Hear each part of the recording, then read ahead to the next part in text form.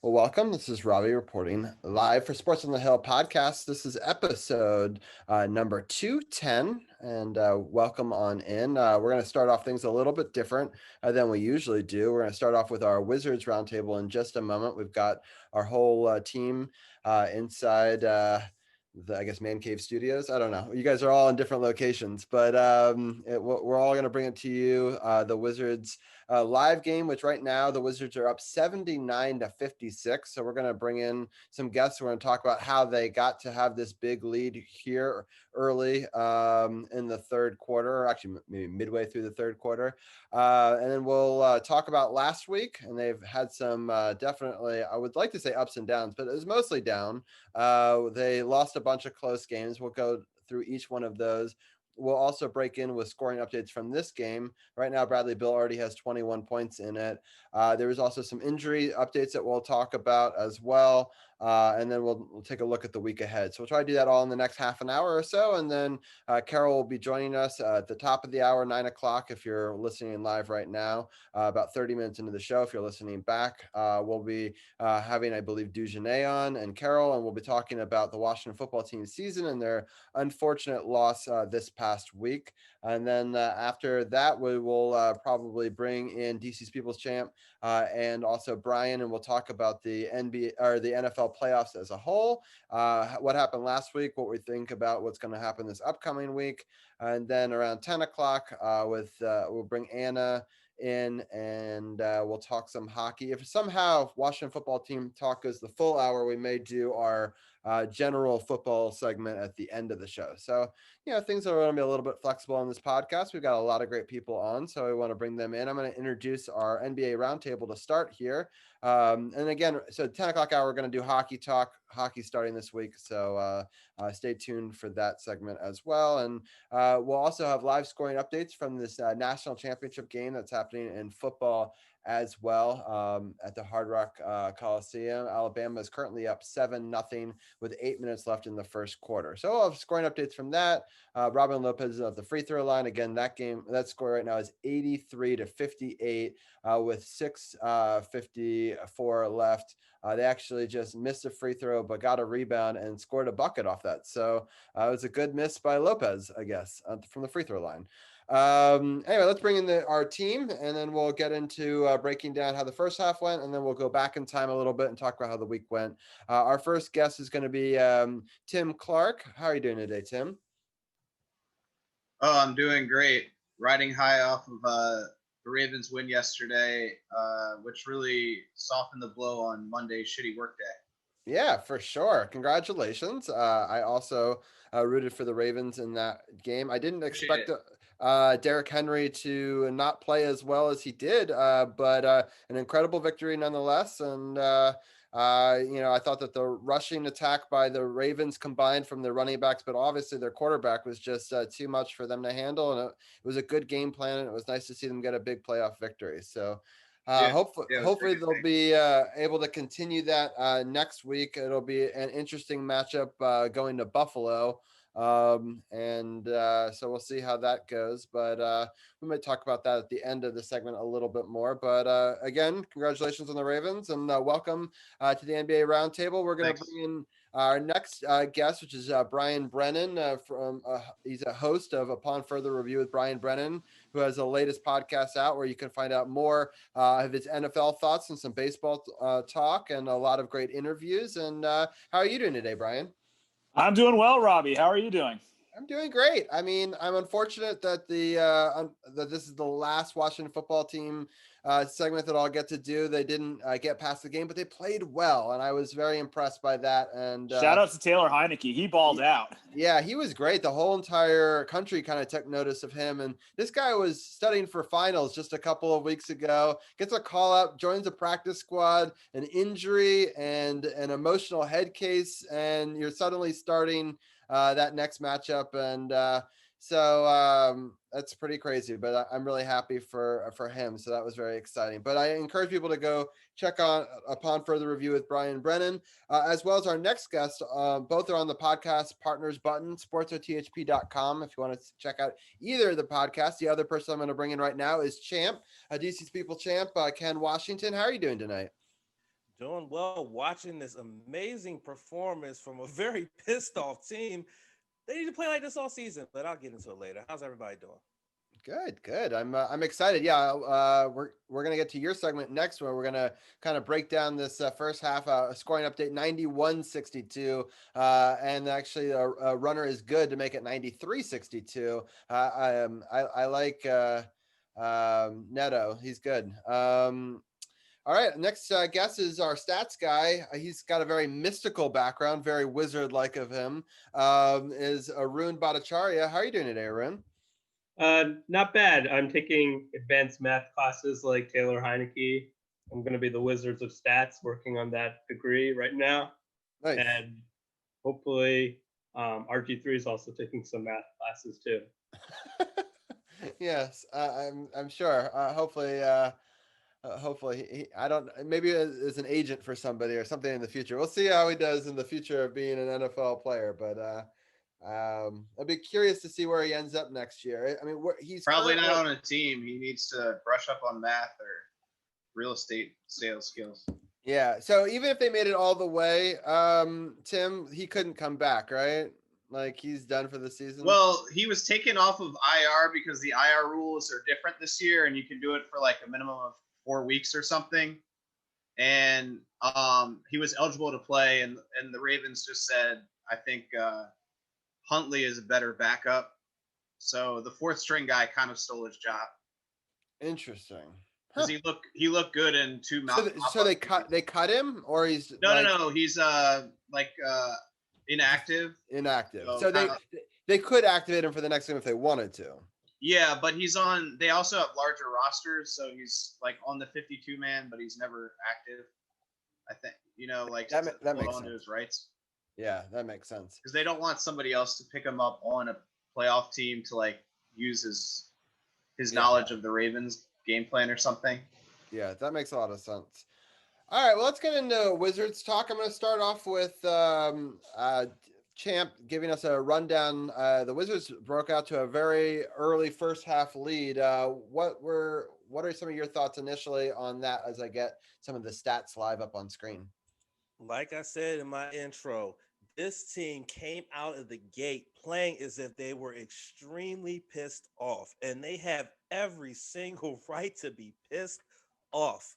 You come into a game after losing consecutive losses to conference rivals, especially on the last game where you absolutely got boat raced, regardless of what the score says. You got boat raced, so you're coming in pissed off. And unfortunately, the Phoenix Suns, who you can see by the record, you can see by the 73 record, aren't any slouches. But guess what? They're playing against a very motivated team. Bradley Beal is playing motivated.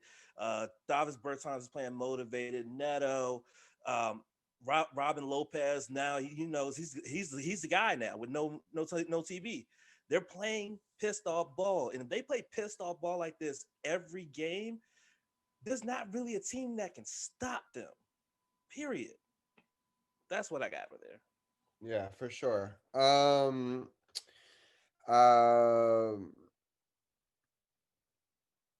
All right, sorry, I was just texting with Carol. We're just making plans for future parts of the show, trying to produce and talk same time. It doesn't always work. So, good first half, though. They outscored them 29-15 in the first quarter and 39-27. That's a crazy score in the second. Looks like Lopez is playing well with a double-double. Bradley Beal's got 25 points and 9 assists already. It seems like there's getting contributions from around the team. I'm going to bring in Arun next. I want to get Arun's take on some of these injuries that have happened this past week, and then we'll very quickly go through these past ones. Yeah, Thomas Bryant was just ruled out for the rest of the season. He'll return in the 21-22 season. And Robbie, you alluded to this before last time. Are the Wizards better without Russell Westbrook? Well, we'll find out, because right now he's going to be out with a calf injury, and it looks like maybe that's the case, because Russell Westbrook has been taking terrible shots, and we'll see what happens going forward. But right now they're blowing out the Phoenix Suns. They played a competitive game against the Miami Heat, and we'll see. Hopefully this trend continues for the Wizards. Yeah, for sure. All right, let's we're gonna do a quick speed round because I want to catch all these past games and all the games coming up, so it's a lot. So I'm probably gonna go through each game and get your quick take, but not go through all the scoring by quarter. And but I'll let you guys each bring like one fact to the table you want to talk about in each game. They were all losses. They were all close. The first one to the 76ers. It started off pretty hot for the 76ers.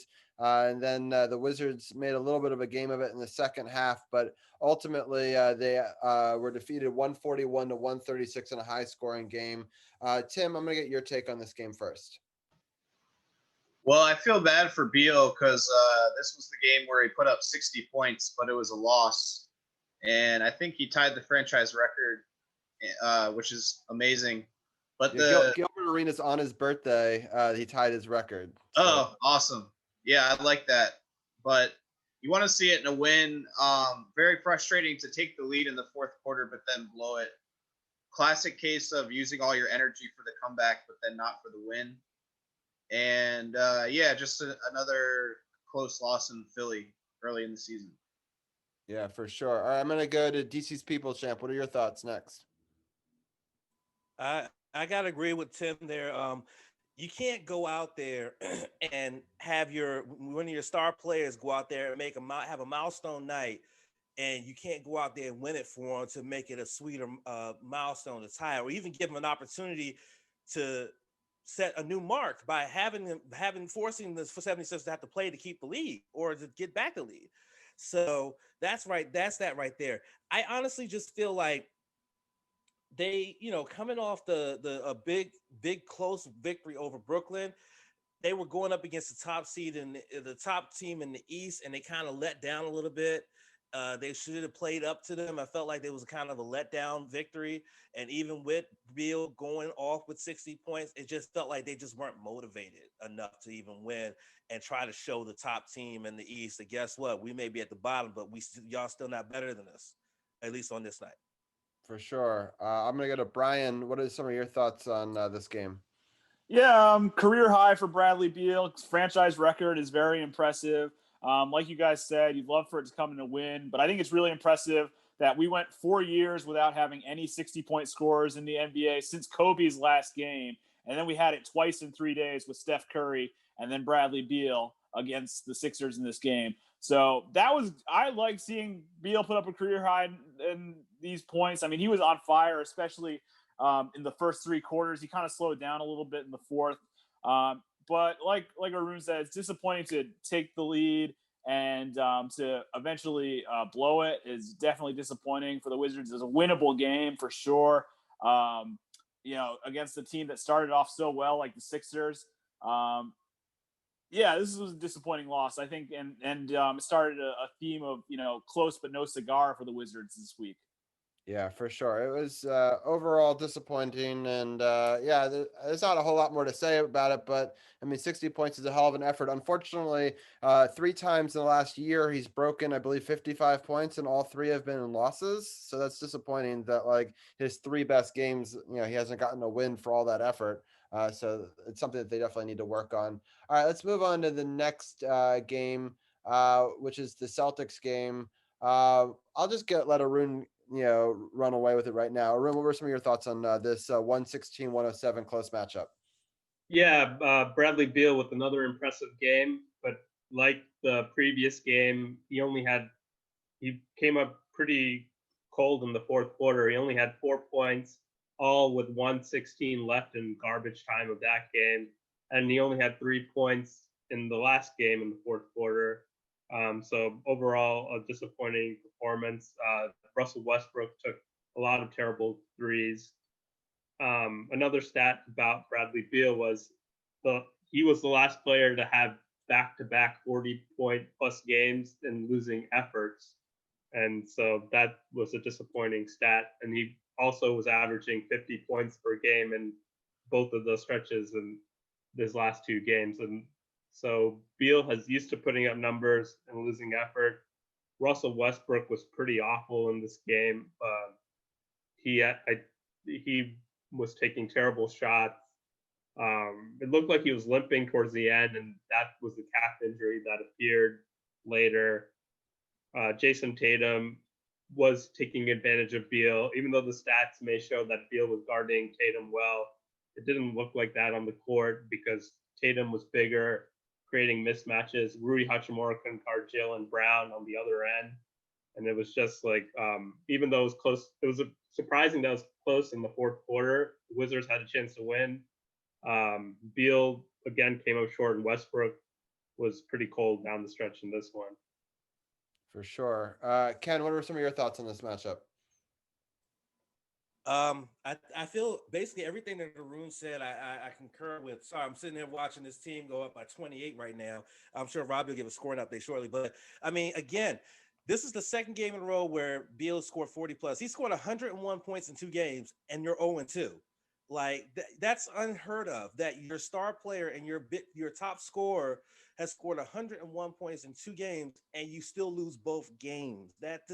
You can't do that to your guy. You just can't. You got to go out there and you got to compete. I think the one thing about this game that really was the telling sign was, again, a lot of lapses on defense. It was a lot of lapses on defense, and why the score is the way it is, that they lost by 9. Because there was a lot of lapses on defense, especially in critical points in the game. And it's because of that they went on to lose this game and lose it not convincingly, but lose it just in a heartbreaking fashion, especially given the fact that your star player went out there and once again balled out of control. Yeah, for sure. I mean, Bradley's doing it again tonight. He's 12 for 19 with 34 points. They are up 104-78 right now. So they're playing really well. I mean, that was sort of a tied quarter. They both teams scored 36. Again, Wizards had, really big first 2 quarters. And if they tie the last 2, I'm fine with that. That's, that'll come away with a W. So they just got to keep on continuing to play well, and hopefully Bradley Beal, he just shot a really nice 3, and hope he continues his hot hand and they sort of distribute it well and just sort of finish this game. I'm gonna let Brian Step give on his their necks and crush the windpipe. Yeah, for sure. Brian, what are your thoughts on this Celtics game before we move on to the next one? I agree with what everybody said so far. Bradley Beal was incredible once again in this game, and another 40-point night. But it just wasn't enough. And that's got to be really, I mean, I'm not a Wizards fan, but it's frustrating to watch, to know that they have come so close in these last 2 games and in the game against the Heat as well, when they were very shorthanded. And to come up short in all 3 of these games has to be very frustrating for Wizards fans. To know that Beal is putting up career night after career night and to come up short, it's frustrating. I could hear the frustration. I watched the last 5 minutes of this game, and you could hear the frustration in the broadcaster's voice commentating. Like, they could tell they're tired of the Wizards making the same mistakes. And Arun alluded to this earlier, but we're going to find out if the Wizards are in fact better without Russell Westbrook, because he suffered an injury in this game, missed the next one, and now he's out for at least a week. So far tonight, they're looking pretty good. So we'll find out. But like Arun said, this was a bad night for Westbrook and kind of a bad night for the Wizards all around, even with Beal's great performance.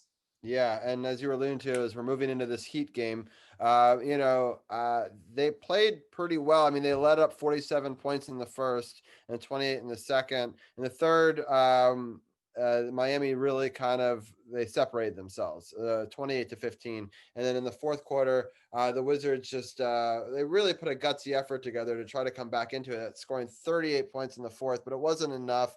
Butler went off, Tyler Hero went off, Dragic went off, but for the Wizards, I thought that Denny Avdija played very well.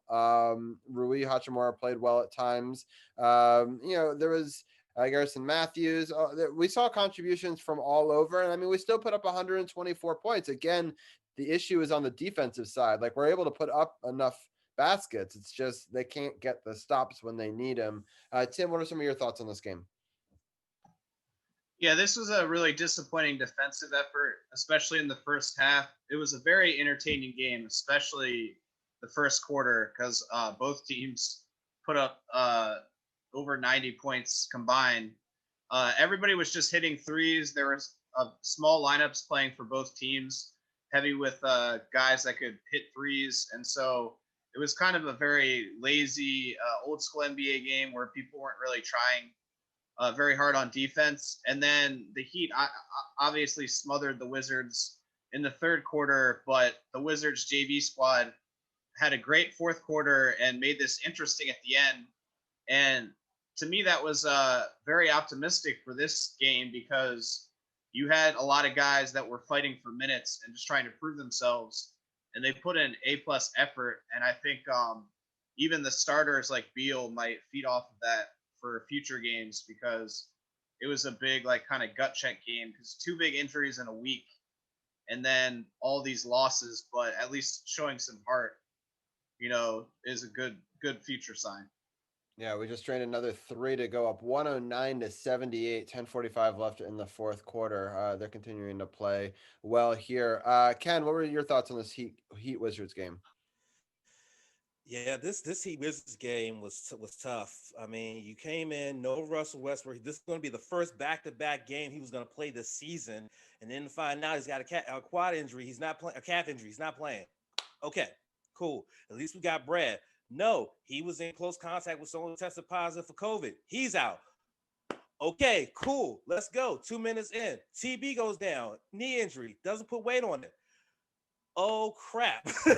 You lose 3 of your top guys, and you're out there with the bench. And shout out to guys like Garrison Matthews and Mo Wagner and Mo and everybody. They went out there and they were put in a very tough spot, given the fact that you don't have 3 of your top guys. And they went out there and they balled, especially Garrison Matthews, especially Neto. They went out there and they balled. Unfortunately, as the story seems to be, they don't seem to know how to stop people from making baskets. And that seems to be a problem. And what's even funnier is when we used to do the playoff roundtable last season, who was the main person I kept talking about when the Heat were making that run? Tyler Hero, and he had a career high 31 points. So again, just a very disappointing loss, but it's because of that loss that we're seeing what we're seeing tonight. For sure. All right. Arun, any final thoughts on this one before we switch gears looking ahead? Yeah, as Ken said, they were out Westbrook and Beal, and with Thomas Bryant going down, the Wizards were really shorthanded.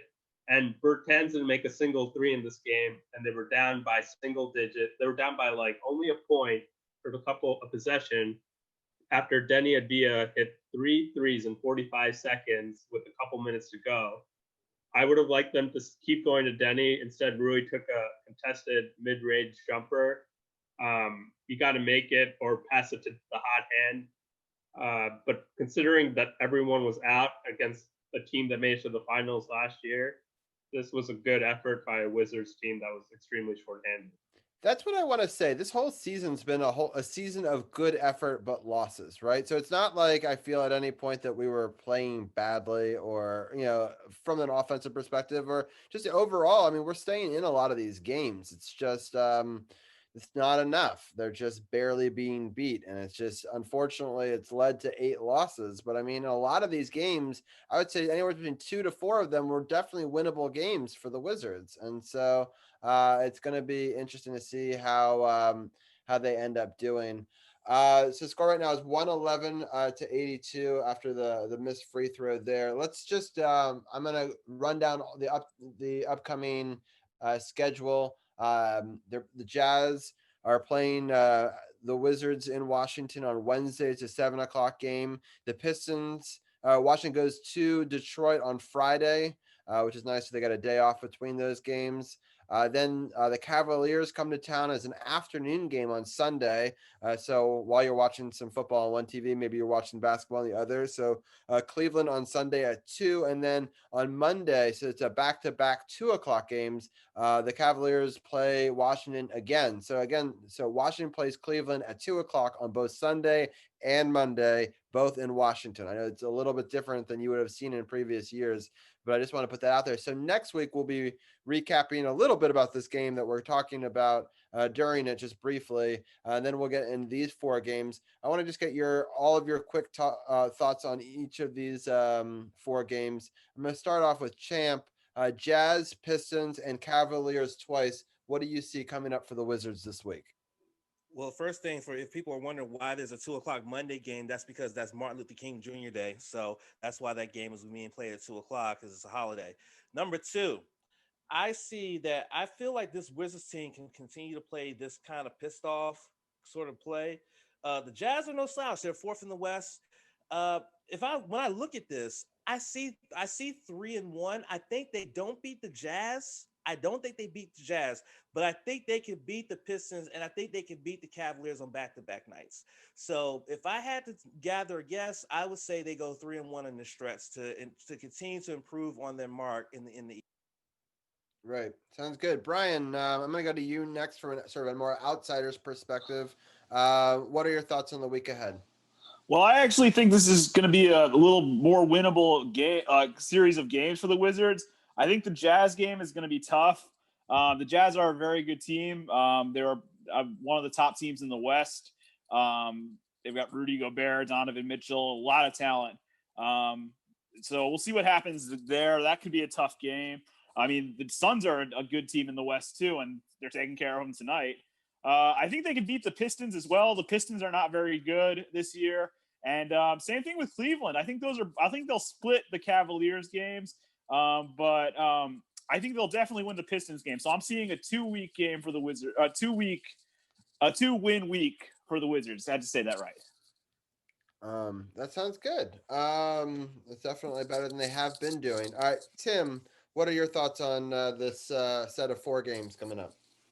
I'm going to go ahead and agree with Ken and be optimistic and say 3-1 as well. The Wizards never do what we think they're going to do, so I could also see them beating the Jazz easily and then losing the next 3, because that's what the Wizards are capable of too. Mm-hmm. But very winnable games. The Pistons have an even worse record than the Wizards if we win tonight, I believe. So that's hard to do, and Cleveland's pretty bad. So I like this week of games coming up, and a lot of home games too. Right. All right. I'm gonna go to Arun next and get your thoughts on this upcoming week. Well, now I'm gonna use my Wizard powers and stats, but because the Jazz are coming off a back-to-back game from Tuesday, I think that is actually a winnable game for the Wizards, and I'm going to be the optimist of the group and have them going 4-0 this week. Wow. See if I retired the Wizard stats guy of the night after this week.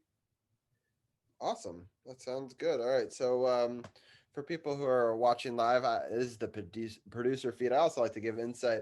We're going to bring in Carol. He's going to have a different feed. He's going to do his intro, and then he's going to jump in here in a second. So I just wanted to go over this game right now. It's still 113-89. The Wizards are playing well. The Suns are doing a little better this quarter to start, but overall with about 8 minutes left, they're doing pretty well. I am going to end this screen share there, but I'm going to let each one of you guys get your final take, and then we're going to start our football segment at about 9:05 in about 5 minutes. So with that, I wanted to Tim, what are your quick thoughts on the upcoming game for the Bills before we let you go? I think it's going to be a very tough game that could go either way. I felt the same way about the Titans game yesterday, so I'm obviously not going to guarantee victory, but I think it could definitely go Baltimore's way. And my friend, who's a huge Bills fan, thinks their weakness is run defense, but he's also maybe going for the negative reverse jinx, and he's guaranteeing a Ravens victory. So we'll see. But I think Lamar is going to play with a lot of less stress this week. To get that monkey off of his back is huge. And I just feel like the Ravens have had a successful season, even if they lose because of the COVID situation. And, at least they got a playoff win. So good to end that six-year streak too. Yeah, exactly. Yeah, we haven't had a playoff appearance, for the Washington team, in 5 years. So it's, yeah, I'm happy that at least both teams got to show up. One of the teams got a win. So, it's been a little while. So for the DMV, a banner year, which is exactly. Exactly. So, but we'll yeah, hopefully you guys get a big win over the Bills this upcoming week. And Yeah, appreciate it. thank you for joining us, and I hope you enjoy the rest of this basketball game. Yeah, have a great show. Thanks again. Thank you. All right, Arun, I'll let you have the final say. I like your background. It looks like RG3 won't be a part of the playoffs this year, but I know that you're such a big fan. Do you have any final thoughts on that or anything at all? Oh no, Arun, you're muted. Yeah, just 3 more wins for RG3 to get a Super Bowl ring, apparently. I'm just wondering what Washington's playoff run this season would have been with the prime RG3 in 2021. Can you imagine if he had like built up and become this dominant force over the years? Like what was like originally planned? It would have just been such a weird thing. Yeah, like it was just like, even though semi-serious note, the 2012 game did come to mind. This was like another playoff game at home, the third playoff game at home. Like 2016, they were also actually up 5-0 against the Packers with Kirk Cousins. This game with Heineke, he played out of his mind, but just imagine a prime RG3, like 10 years, he was actually healthy. But no, RG3 is crazy, doesn't slide, gets knocked out. And now apparently he can't even run and stay healthy, but RG3 has a chance of the Super Bowl ring. That's good for him, staying on a team. I did not expect this a couple of years ago, but maybe he has it in him to ride the bench a couple more weeks. Right. That sounds good. All right. It's hard to keep a straight face. But I appreciate your RG3 and Wizards insight as always. And we look forward to having you on next week as we break down this big week. We'll have 5 games. Well, I mean, we won't really break down this game because it's almost over. 116-89, 6:42 left in the fourth quarter. But Arun, thank you as always for joining the roundtable. Thanks. Shout out to Jay Gruden and Bill Callahan. The ultimate troll, Arun. I appreciate it as always. All right, so we got just about 2 minutes until we'll start our football talk. Right now it's 116-91. Driving down the lane, a big time foul. It's gonna, I think, send Bradley Beal to the line, and I think it is, or is it a jump ball? I don't know. I couldn't tell if he got all ball. Oh, they are. I think they are jumping it. Yeah, never mind. So it's 116-91, 6:15 left in the fourth quarter. DC's People Champ, any quick thoughts? We'll get your big time thoughts of the football a little bit later. But any thoughts on how this quarter is going and what you think about the rest of this game? Well, it's crazy because right now Bradley Beal sits 1 assist away from a double-double in terms of points and assists, and he's 4 rebounds away with that 1 assist from a triple-double, which he doesn't get a lot of those. So it'll be interesting to see what he does. Rui Hachimura is a rebound away from a double-double. And it's just great to see that this team is, again, just playing so inspired and pissed off. And just need to keep it up. Period. Just keep it up. Don't let up. Like I said, put your foot on their neck and crush the windpipe. Sounds good. Well, we'll bring you back in towards the end of the show, and you can let us know how this all wrapped up, and during one of our football segments coming up. So we'll talk to you in a little bit. Will do. All right, sounds good. All right, Brian, got 1 minute until football talk. Any quick thoughts before we get into that segment? I just want to say it's kind of interesting that the 3 teams the Wizards played this week, the 76ers, the Celtics, and the Heat, have all had COVID tests, positive COVID cases in the past couple of days. So I'll be interested to see how and if that affects the Wizards in any way moving forward.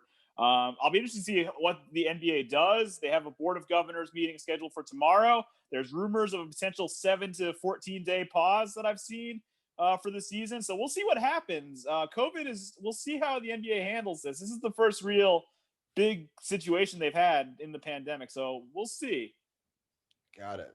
Sounds, well, not good. It sounds. It isn't good. Yeah, it sounds bad. And we'll see how that all shakes up. And all righty. Well, I think that we will bring in Carol now. We'll talk a little football. We'll bring Brian back in a little bit. We'll talk some football with him, as well as how the results of this Wizards game. So I think Carol should be coming on in just one moment. Robbie G, what's going on, my man, my man? CP3 just got in the building. Welcome to another episode of Sports on the Hill podcast on True Radio Network. We got the Washington football team breakdown, recap of the season. And Carol, I need your camera on now. Otherwise, didn't come on? not on my screen, on the Zoom. Oh, I thought I clicked it. There we go. There we go. I see your face. All right, I was wondering where I could have swore I clicked it, man. I was doing a lot of stuff going on. You're all good. All good. I just wanted to see my face. Cool. Appreciate that. Yeah, I thought I hit it, man. I know I hit the mic. I thought I hit the camera too. You're all good. We got a lot to talk about in this second hour. I caught a little bit of the NBA Roundtable with you guys, and appreciate y'all getting the show started a little early. I got caught up at work a little bit later than expected. So as always, appreciate y'all knowledge and insight as always. I know we got Divisional calling in pretty soon. He's already on the line. Already on. All right, and I mentioned I was watching the national championship game while I was listening to the roundtable, and then Alabama's up 14-7 with the ball on their 35, looking to get some more points to go. No, I'm sorry. Yeah, I'm right, 14-7. My eyes play tricks on me. But, I'm not a big college fan, so I figured y'all already talked about that a little bit, too. We actually haven't talked about it because those guys weren't watching it, but I thought Divisional might. So maybe we can sneak in a little something segue with bringing in his thoughts on it. There we go. Divisional, have you been watching this championship game at all? Yeah, I've been watching it, man. Both teams seem to be playing pretty well. I think Alabama's a little quicker right now offensively. Fields still look like he hasn't settled in yet, but so far so good, I'd say, for if you're looking at a good game, looking for a good game here. I think so far it's a pretty good game, but it definitely favors Alabama. I think they're in a really nice rhythm right now. Yeah, I have to say I usually watch the football final a little bit closer, and I'm definitely going to swap TVs in a moment. I've been more focused since I've been doing a Wizards roundtable to make that be my one in front of me to give scoring updates. But I'm not an Alabama fan, as I am an Aggie fan, as we have documented many times on this show. As an Aggie fan, I didn't think that Ohio State should have gotten over them because they played more games. I am wrong. Ohio State has made it this far. They deserve to be in this game. I will eat some crow on that. And now I'm kind of hoping for Ohio right there too. Oh yeah, Ohio. I'm rooting for Ohio State though, and that's unfortunate. Just because of the rivalry between Alabama and A&M that's kind of started, and that was their only loss, right, of the season for A&M. So like, it's hard to root for that team. So that's where I stand, at least, on that. I appreciate their greatness. It's one of those things. It's like the Patriots, right? I appreciate the greatness of the Patriots, or what was the Patriots when they had Tom Brady. But now, it's hard. I don't, it is what it is. But let's talk about what people have come here to talk about, which is the great play of the Washington football team. I think that people shouldn't overlook that they proved that they deserve to be in that game, and they put a gutsy effort out there, and they actually got closer than the spread. So if you bet on the Washington football team and you went by the spread, you actually won that game. And so I'm very impressed by the team. I think that there were some mistakes, and I guess I'll turn it over to Carol to get started with this coverage. But I'll just say from the top that I was proud to be a Washington football team fan. Anyone that says that going and losing in the first round isn't worth it isn't true. I think they gained a ton of experience with that game. And I was really impressed with how well they played. Carol, what were some of your thoughts? If you tuned into the post game, you heard my initial thoughts, and I'm still a little bit upset. I can't wait to get your take because we haven't spoke about the game, so I'm really anxious to see if you saw some of the same things that I saw, because I saw a lot of Tampa Bay offensive linemen holding our D-line, which was allowing Tom Brady to have time. I saw a play where Tim Settle was in an arm bar right in front of the ref. Wrestling move, didn't call it. I saw Deron Payne getting held almost every play, and he still came up with 2 sacks. Chase Young, you saw them grabbing the jersey up under the shoulder pads, which they never call, which I wish they would. And they played a great game. You know, Henneke definitely made a statement with that game. And definitely I hope they do intend to bring him back and at least, you know, let him try out and see what he can do, because 1 month on the roster, and, you know, you saw the rapport he had with Sims, obviously, like they were talking about on the broadcast, they were obviously working together. So, I mean, his fight, his hunger, and the way he played, I always tell folks, you don't need a big name or a first-round draft pick to play quarterback. You just need someone that has that hunger and that desire to be better. And I feel like he showed that on the field, especially playing with a separated AC joint when he went back out there after he went back to the locker room and took that shot. So first, I want to know if you saw the same thing that I saw with the holding, and what did you take away from Taylor Henneke's play? Yeah, I mean, it was clear.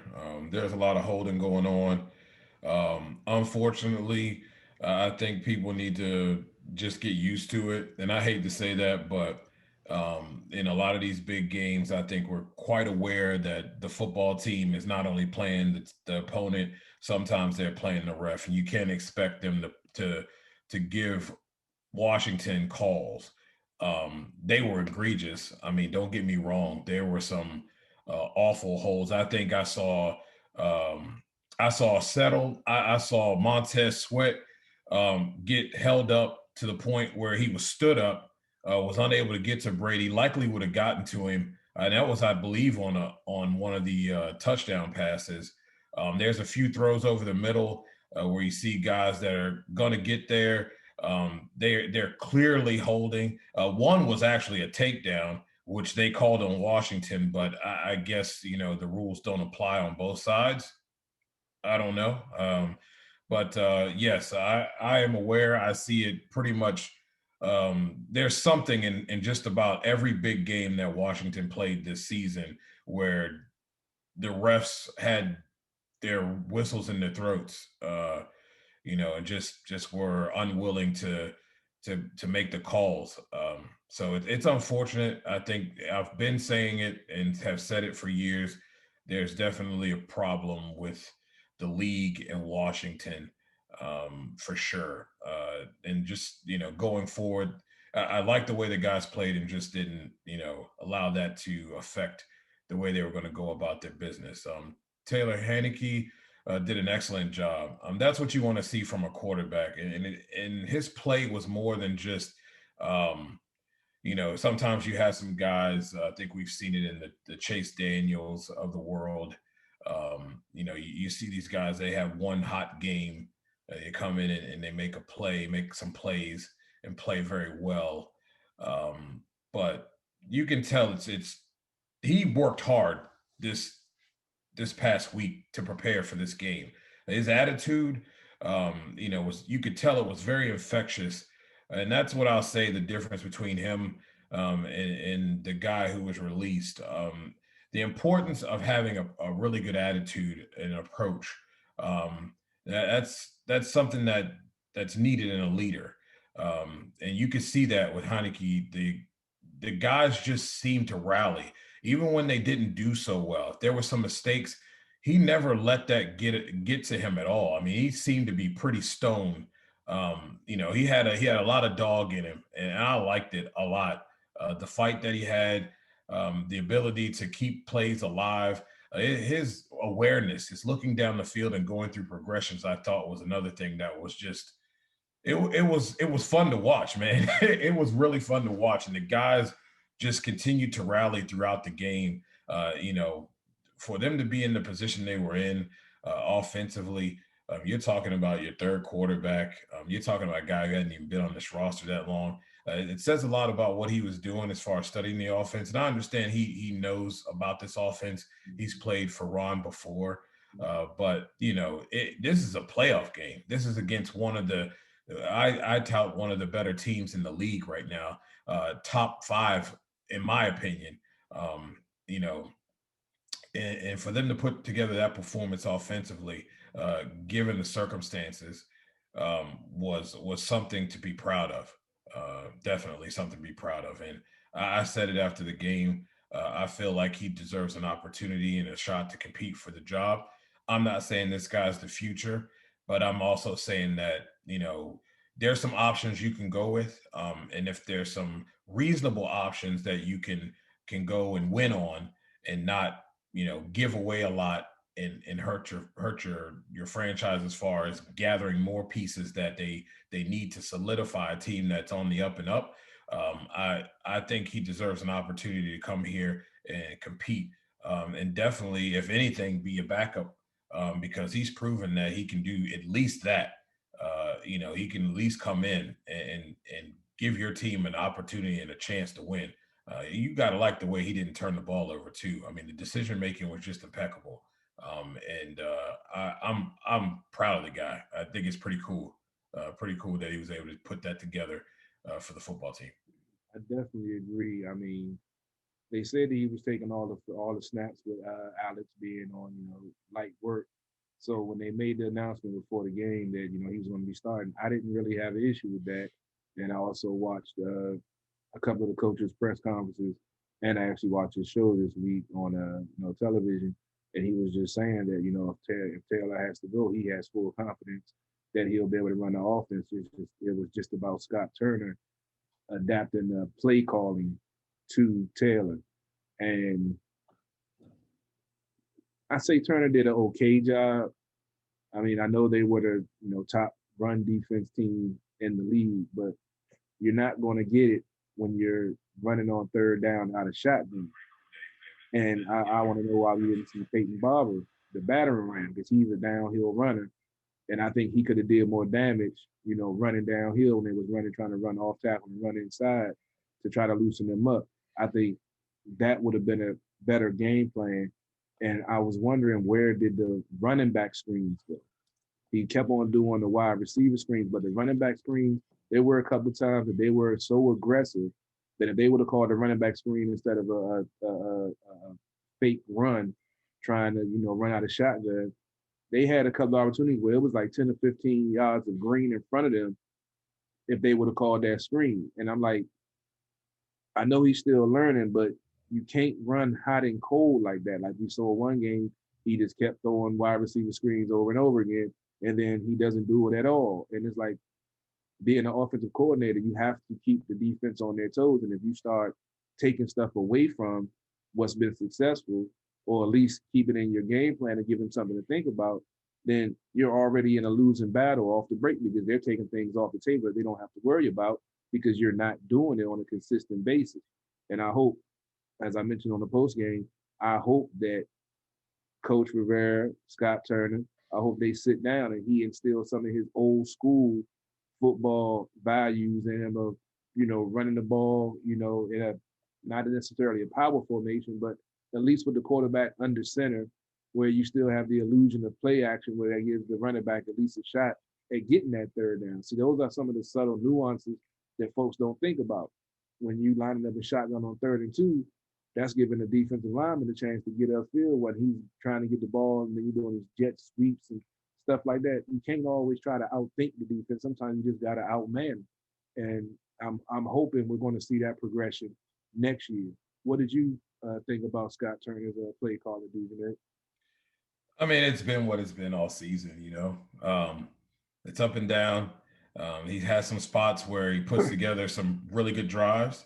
And then there's spots where there's some plays sprinkled in that you're thinking the offense is moving forward.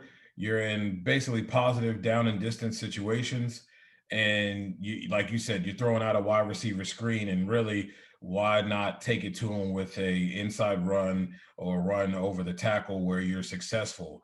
Or like you said, a running back screen. The defense was pretty aggressive for Tampa. I thought there was a couple of instances, like you said, they could have taken advantage of their aggressiveness, used McKissick or Gibson in that role, and maybe gotten some big gains off of that.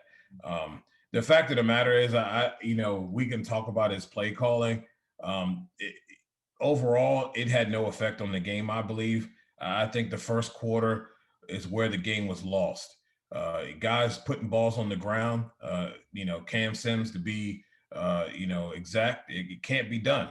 Not against a football team that's on paper. I mean, go look at it. In paper, stats, the whole 9 yards should be head above heels above this Washington football team. I mean, hands down. The weapons they have on offense, all of that. And they were able to put together a quality game. And if they don't drop balls that Heineke is putting on point, giving them opportunities to make plays, you probably win this game. It might be close, but you probably win this game. There were points, especially from the second quarter on, that I felt like they had opportunities to win this game. That quarter, the game was lost in the first quarter. Too many balls on the ground, too many key moments where they had opportunities to continue to extend drives and put themselves in position to score points, which I think would have been touchdowns. It really hurt them. That really hurt them. And then, you had some defensive miscues, but again, I'm not going to harp on them too much because, and I'm sure we'll get there, but Tampa did a good job of taking advantage of weaknesses. But offensively, it starts with the drops, man. Too many drops, and that killed this offense. But Scotty has been Scotty, and hopefully he improves next year and finds a rhythm, kind of comes into his own and maybe, develops over the offseason and comes and gets a little bit of rhythm and has a better feel for the game, because there were some plays sprinkled in there where I feel like Heineke bailed him out on several instances where he made some, questionable play calls that really don't go with the flow of what they were doing offensively.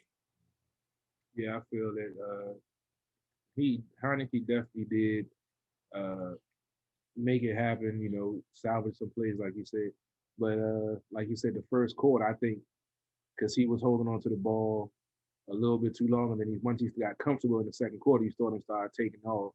So, but yeah, the first quarter, yeah, Cam Sims, that one over the middle, I rewinded that joint like 5 times, and I was like, that play, like you said, could have been a crucial play right there to answer and to keep the offense moving. So, but we did see, the young wide receivers play better. I mentioned on my post game, one of the players, I'm not going to say disappointed, but I had higher expectations for Isaiah Wright this season. Watching his college tape and the way, like I said, I liken him to Tyreek Hill. I feel like you get him in open space, you get him the ball in different situations, he can make a move and take it to the house with his speed and elusiveness. And for some reason, I know, like I said, sometimes it takes wide receivers a little bit longer to develop into the league. The average is like 3 years. You get those freaks of nature that can come in and make an impact off the break. But I was hoping to see more from him. The Sims boys, they are slowly developing, but they're developing. And we still have Kelvin Harmon coming back. You know what you got in Terry. And, depending on what happens with the O-line and Brandon Sheriff, if they can lock him down and get him with a contract, I know they're probably going to, look at the wide receiver position to try to find someone else to help stretch the field to get Terry out of that double team or that bracket he's always in. But Logan Thomas was a pleasant surprise. I wish we could have saw more out of him, but they was, covering him pretty well. And with that line that they had, it isn't like he had a lot of time to, do what he does. He runs routes. With him being next quarterback, I feel like he runs routes as good as Jordan Reed did. Only thing is that he stays on the field. Durable, absolutely, very durable, very durable. Love the way he runs routes. He's very precise, and that's the thing. That's what you need out of a tight end. And he does remind you of Jordan Reed. He reminds you of a healthy Jordan Reed, what we thought that and would have hoped that he would have, panned out to be that here. But I thought they should have used more 2 tight end sets. I'm not down on Sprink at all. I like him. He can be inconsistent. I think he had a couple catches. I know he had one. I know of one. And I think if they had used that, that 2 tight end set, whether it's for run or for pass, I thought that would have added a little bit in there because, we all know Terry, there's no way he was 100%. He was making plays and, making catches and getting down, not striving for anything extra. So you could tell that he was there to make the plays that needed to be made. And he did so. It would have been nice to see them sprinkle some things in with the 2 tight ends, because I think they have 2 capable tight ends that can make things happen. It can make some plays. It can't be any worse than what Cam Sims was doing in the first half, or the first quarter. So, I mean, they could have done that and added a little bit. But like I said, overall, offensively, I think you have to be pleased with what they did, given the circumstances. And again, like I've said before, when you look at these 2 teams and you're looking at the way these guys played and what Tampa had to go through offensively and defensively throughout the season versus what Washington was doing, and then they're coming in with the 3rd quarterback. I mean, I'm sure most people thought this was going to be a complete blowout, and the talking heads pretty much proved that they thought that that they didn't have a chance, and they made that a really fun game. Really wish they could have won it though, but at the end of the day, this is great for the franchise, and it's great for fans to be able to see their team coming to at 7-9, of course, but win the division. Somebody had to win it, and they didn't just come in and play like under 500 football team. They really hung well with like I said, one of the top 5 teams in the league right now. So real quickly, your key was to sprinkle some sprinkle, right? Is that the ultimate? That's right. Sprinkle some sprinkle. What I'm going to say, this was the first game in a long time where I felt myself yelling at the TV. Normally, like I say, I sit back and I had to actually go back and watch the game again because the non-calls were pissing me off so bad because they were in crucial situations. And like you said, they were right there about to get to him. And they basically put him in a wrestling move to stop them from getting the sack. And they didn't call it. But then they called that fluke 15-yard face mask penalty. That was bad. Where his hand grazed it. And they threw the 15-yard flag. But then you see our man hand on the face mask and grab it and tug. And no call. I'm like, no call. Really? I'm like, come on. I know they love Tom Brady, and I've never been a Tom Brady hater. I'm like, really? This is what it's like to go against him in the playoffs. He's been AFC, so I never really gave it that. Now he's in the NFC, and they let him get away. I'm like, okay, I see the narrative already being written. Belichick couldn't make the playoffs, but Brady's going to go to the Super Bowl without Belichick and become the greatest quarterback ever. Okay, I see it. But let's talk about the defense. I don't want to go off on that tangent. We'll be here all night. But I feel like the defense played well. There were a lot of I was trolling some social media folks today. I was bored yesterday, so I said, why not? They were talking about the secondary is bad. We need another corner, all this and that. I'm like, first of all, fans. I know that. I mean, like I said, I was trolling, so I knew I was going to get some dumb responses back, but I was astounded at some of the things that these folks were talking about. I'm like, the secondary was supposed to be the weak link of the defense, and you had 2 corners that were in the top 25 rated PFF for coverage. You had Cameron Curl, a rookie, playing covering tight ends, which has always been a problem for this team. And the 84 for the Bucks, he wasn't covering him. He was on the other side covering Gronk, and Gronk didn't go off. And then a week before, we saw him against the Eagles, who tight ends always kill us, shut it down. So we actually have a safety that can cover tight ends. You have Landon Collins coming back. You have the front 4 that's signed for another, 2 years before you have to worry about extending anybody, or a year, I believe. I think you need a linebacker, though. Yeah, so you need a linebacker or 2.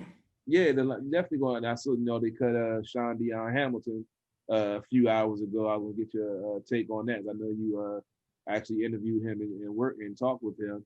And I think if they get some more, because Cole Holcomb, all I can say is monster. 2 years. And he has, I think he missed the game this year, but he's durable. He's a tackling machine. Bostic, he has some bright spots. He still is sometimes a liability in coverage, depends on the tight ends. But like I said, now we had Cameron Curl. You don't really have to worry about that as much.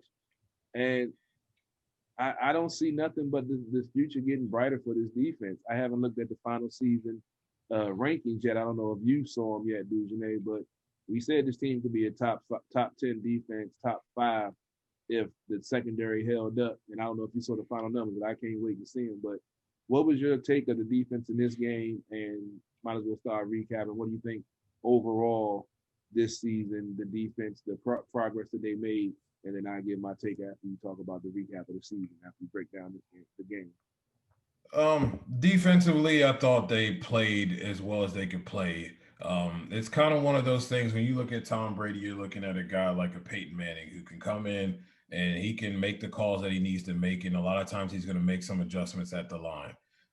You got to give Bruce Arians and Tom Brady credit.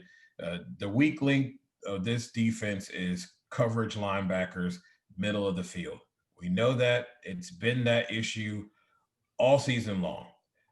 Guys did a pretty decent job, but they did some things to exploit that, and that's how they were able to get down the field in a lot of instances, not using Gronk.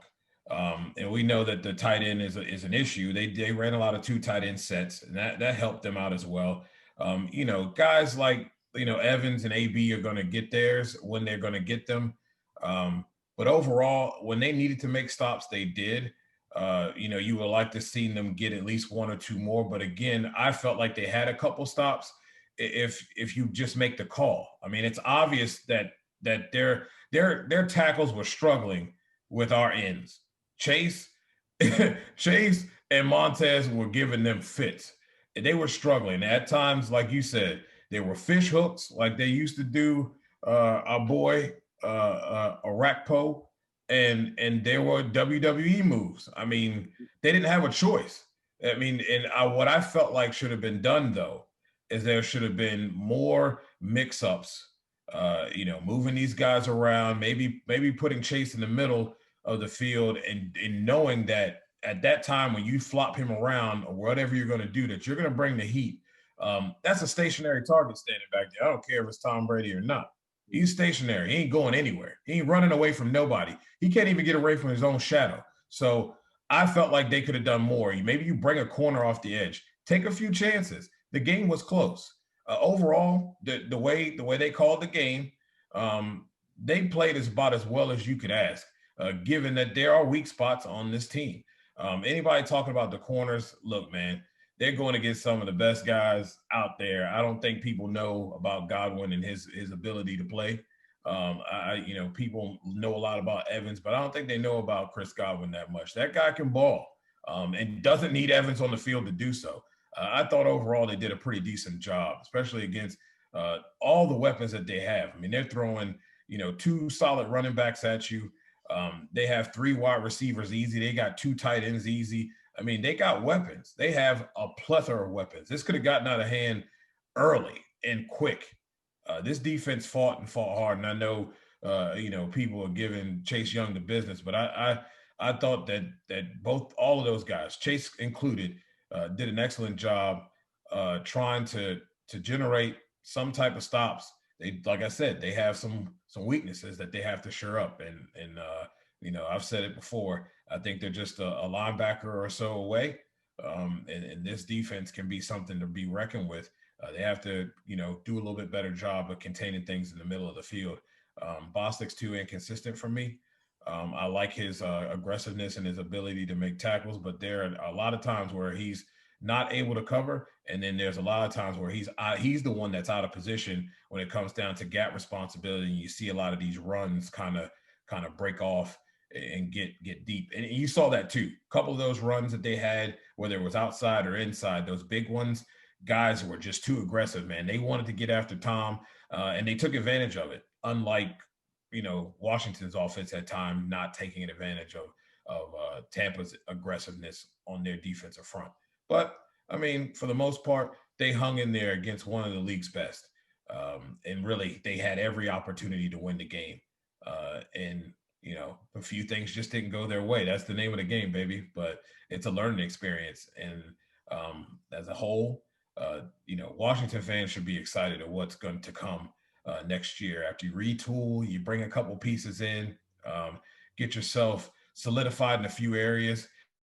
It's a young football team, so led by a coach that can teach. and can coach guys up. I mean, you saw that all season long. And next season is going to be interesting. If we can have an off season, have some OTAs. There's no telling what this team can do next season, but I think people should be very, very pleased with what they saw on Sunday, despite the loss. This is something to really hang your hat on and to really have some joy about.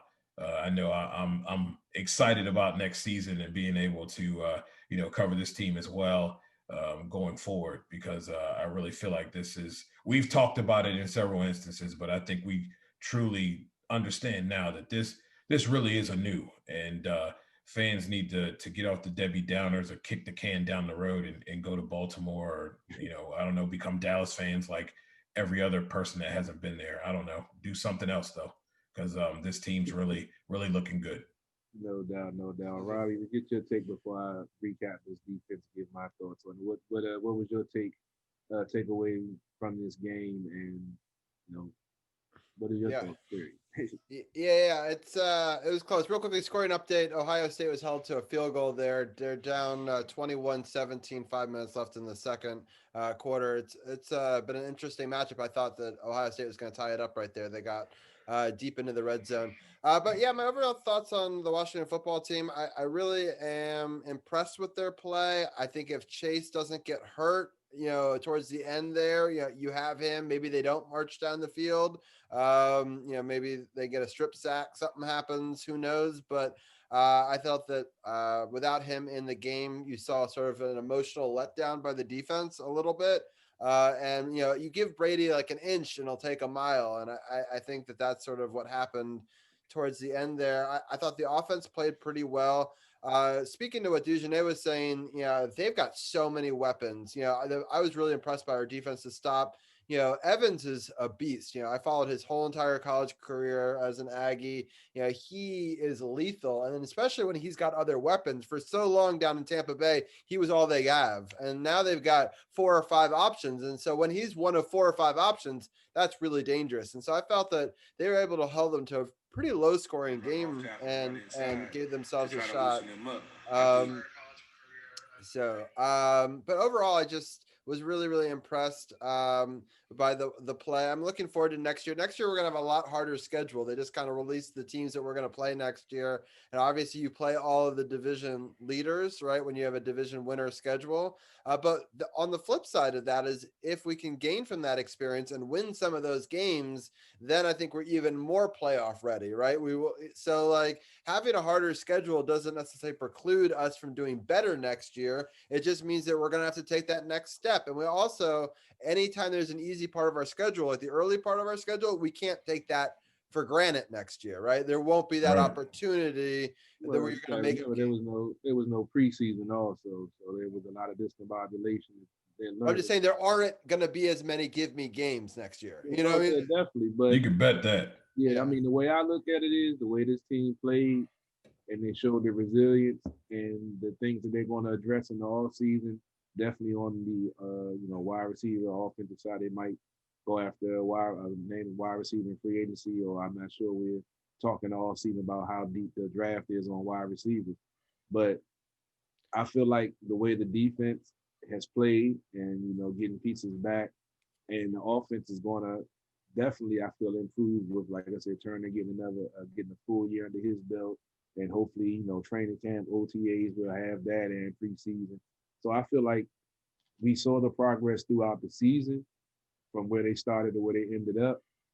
And I just don't think there's no going back now. I think that they got a taste of it and they're going to want more. And that's why coach has, changed the culture where you don't have those guys that just want to be in the NFL and happy to be there. You got guys that's hungry that want to win along with being in the NFL and actually putting the work in and not just doing lip service. So I think even though they're going to play division winners, the way they want to look at it is, okay, everybody said you got to look out for them. I think the way they're looking at it is you got to look out for us, because y'all had us winning 2 games this year and we won the division and went to the playoffs. So y'all already don't have no faith in us. Just wait to see what we're going to do now to prove y'all wrong even more. And I think that's what's going to fuel them to become better along with coach. I agree. You can see the difference in guys and how they approach the game. Chase Young is a prime example of that. You can get a real good feel of him. He had a really nice interview with Josita Anderson, one of my favorite reporters out there too, and on her podcast. And the guy is just about winning. Truly about winning, and he goes well with guys like Jonathan Allen, Deron Payne, you name it on the front. Guys just want to win. That type of attitude is infectious. You see it's not putting on either. Chase Young does it naturally. He's pumping up guys. If you heard some of the things he said about Heineke when he came in for Haskins in the Carolina game, what he said about him afterwards, you see in this playoff game how he's pumping this guy up and guys rally. You can see it's a collective, it's a collective attitude, and that type of attitude is infectious. It filters down into the deep parts of your team. The second and third guys pick up on that attitude, and when they come in, they feel like they can't let the guys down in front of them. Somebody goes down, it's next man up, but it's not just next man up, put a body in. These guys feel like, okay, here's my time to shine, but I can't let the guy in front of me down who I'm coming in for. Coach has done an excellent job, but you can lead a horse to water, but you can't make him drink. And these guys are drinking it. They're taking care of what they need to take care of, and they're buying into it. You have the type of players that have talent, understand that they have talent, they are good, but they also understand that they can do more, they can learn more, and they also are soaking up this teaching that this coaching staff that Ron Rivera's put together is giving them. And you saw that throughout the season. I think that's what we talked about earlier in the season or midway through the season. It wasn't about playoffs for me. It was nice. It wasn't about winning the division. I know that's what Ron said. It was about winning, and that's great. But I wanted to see progress. If you put those two together, and then I didn't have a problem with what they wanted to do. And you saw that throughout the season. I mean, they were the first team to make the Pittsburgh Steelers start mollywop the Steelers and begin that spiral for their season and really expose them for what they were. You can't knock what was done in a season with no preseason, a very short training camp, and think of all the new pieces that came in for this football team that had to come together. To put out respectable football on the football field. Pretty interesting stuff. And let's not forget all the front office changes along with that. Pretty interesting stuff that they had to go through. A lot of adversity. Coach cancer. Didn't know if your starter and Alex Smith could even play again, and he had to be called upon and really got this team going. It shows his leadership, how important Alex is. To this football team, but just how good of a guy he is as far as a person and a quarterback. So there's a lot to be positive about, man. I'm excited for fans to be able to see the growth of this team, and hopefully this continues, because this city needs it. They deserve it. They've worked, they've waited in muck to get here, and some still want to think that they're in it, but you're not. This is fun to watch, man. This is fun to watch. Real quickly, I just had two questions for Divisional. Well, one is a statement. One, I want to congratulate you. You nailed their final record. I want to give you credit. You weren't on last week. You nailed it dead on. Only one to predict 7 wins. I wanted to give you a shout out for being able to do that. It's not easy to do. You're the only one that of the 10 people. So a lot of people had a shot at it. Only one to predict it correctly. We did talk about before. We didn't think that was going to be enough to win a division, but it was a significant improvement. I had a question. I was going back on social media yesterday, and some people were arguing that an arm bar is legal versus illegal. And I was hoping, speaking to what Carol was talking about before, at what point can your hand come up against it? Is it never legal? Is it only legal when they're in front of you? I heard a lot of conflicting. That's a hold. A hold is a hold. And I've always said this too. refs are going to call. They set the tone early of how they're going to call stuff. Personally, I don't think you can armbar a guy at all. If you fish hook a guy, fish hook is a hold. It doesn't. It's not. You don't have to take a guy to the ground to hold him. You don't have to grab a jersey to hold him.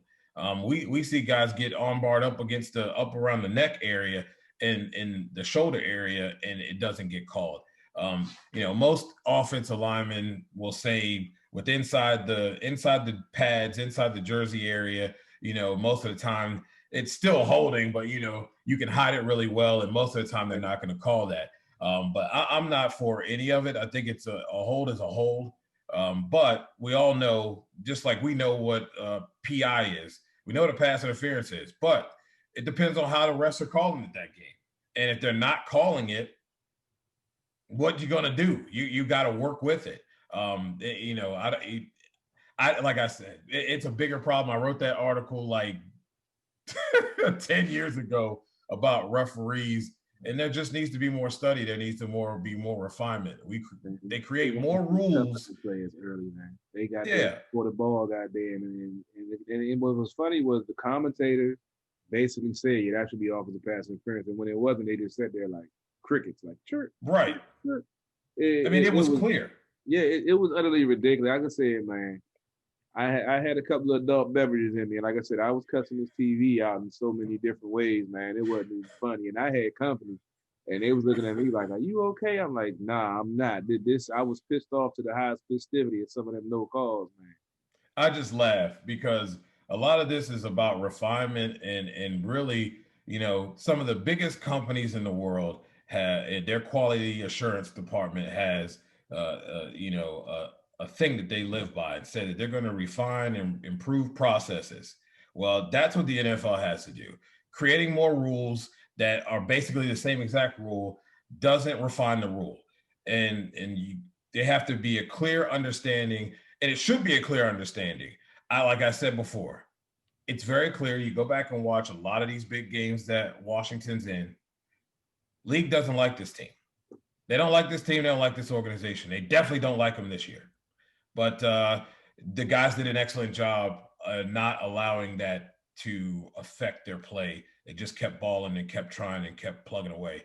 But that stuff's got to be fixed. And to be honest with you, I know Washington fans are upset about it. But when you look at all the other games in this wildcard round, there were some awful, egregious calls that were not made, that were blatantly obvious. That is sports officiating 101, and the guys can't get it right. And these are the best crews that you have in the league.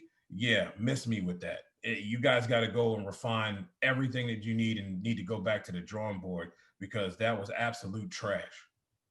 No doubt. Real quickly, I want to do a scoring update, and then I'll let Carol talk to all the. Go ahead. I figured you. When I saw your face, I figured you was going to go ahead and break that. Yeah. So I mean, they're scoring so quickly now. Like it's Alabama's like, oh right, we're the best team again, and they realized it, and suddenly 44-yard clip, touchdown.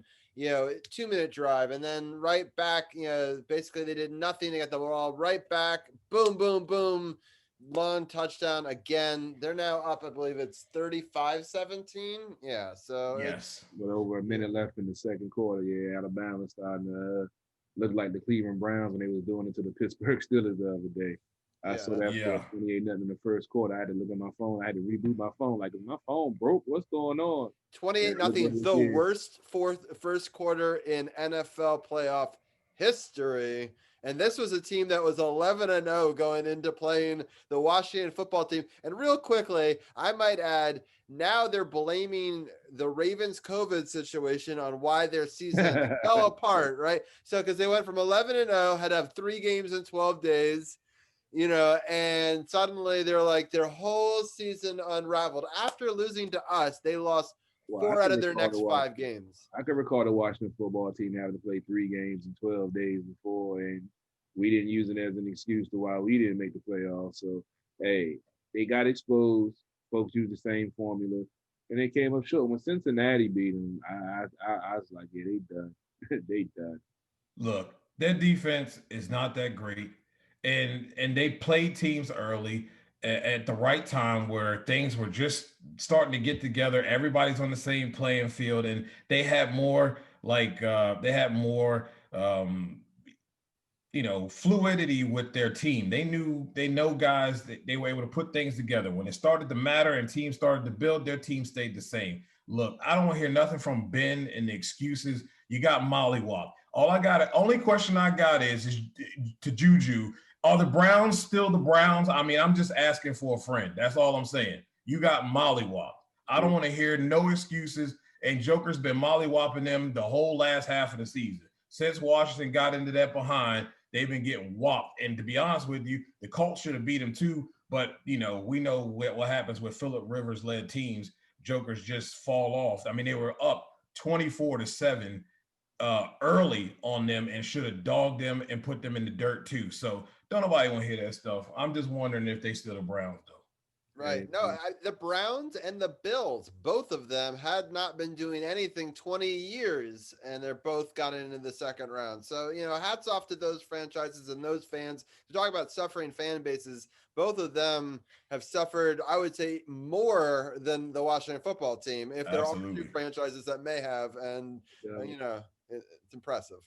Yeah, just got to go over the unofficial defensive stats because, I'm a defensive guy.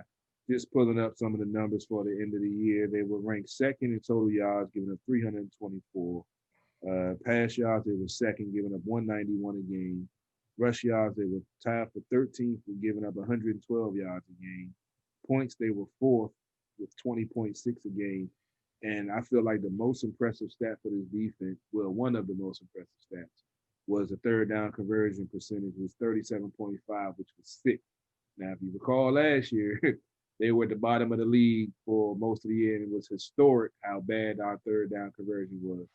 And that's why I say defense, when the defense is playing well and you have talent, the sky's the limit. And, everybody talks about the, 4 first-round draft picks on the line and 5 count Ryan Kerrigan and yada, yada, yada.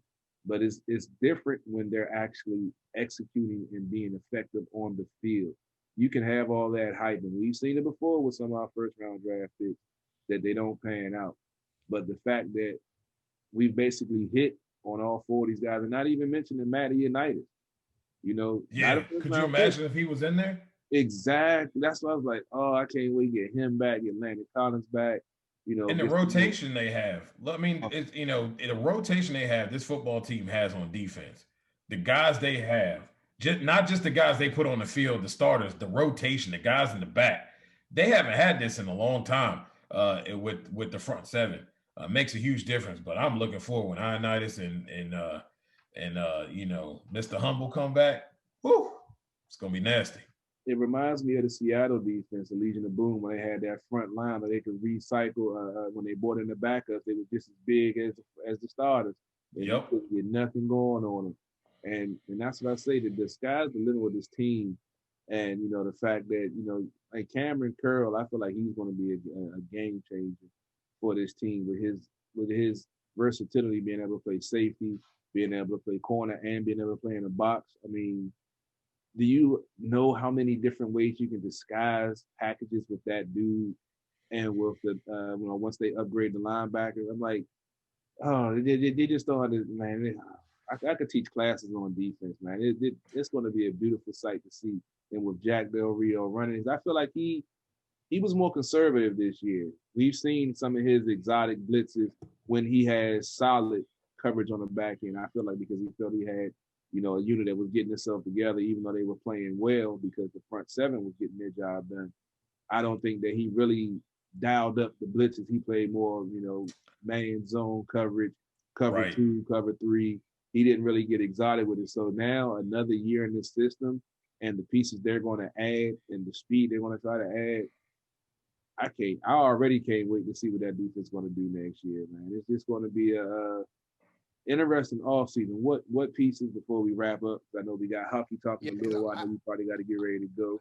I have a question because I want Dujanet to answer this. What do we do with Alex Smith, right? Because we talk about the defensive side. I think everything Carol said we both would agree with, right? So the question for me, the defense will be there next year. But the offense, if they could take a next step, that's when we can, win some of these playoff games. Because for me, I know that the defense kind of failed them at the end of this game, but it really wasn't on the defense, right? We think if the offense could have put up 14 more points, they wouldn't have needed to be in that situation. So with that being said, Alex Smith was great. He got banged up at the end. We've got a lot of money committed into him right now. He hasn't made a final decision on what he's going to do. What are your thoughts going forward with that position? And obviously we need some wide receivers too, but like, how do we get our offense a little bit better to sort of match the intensity that I think the defense will bring?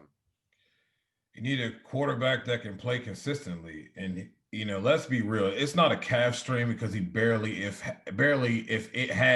if he even has a calf. And from my understanding, ain't much there. So it's not a calf strain. But this guy ain't going to be able to play 4 quarters every week and do some of the things he was doing. It's not that he can't do it. His body's not going to allow him to do it. So he has to be honest with himself.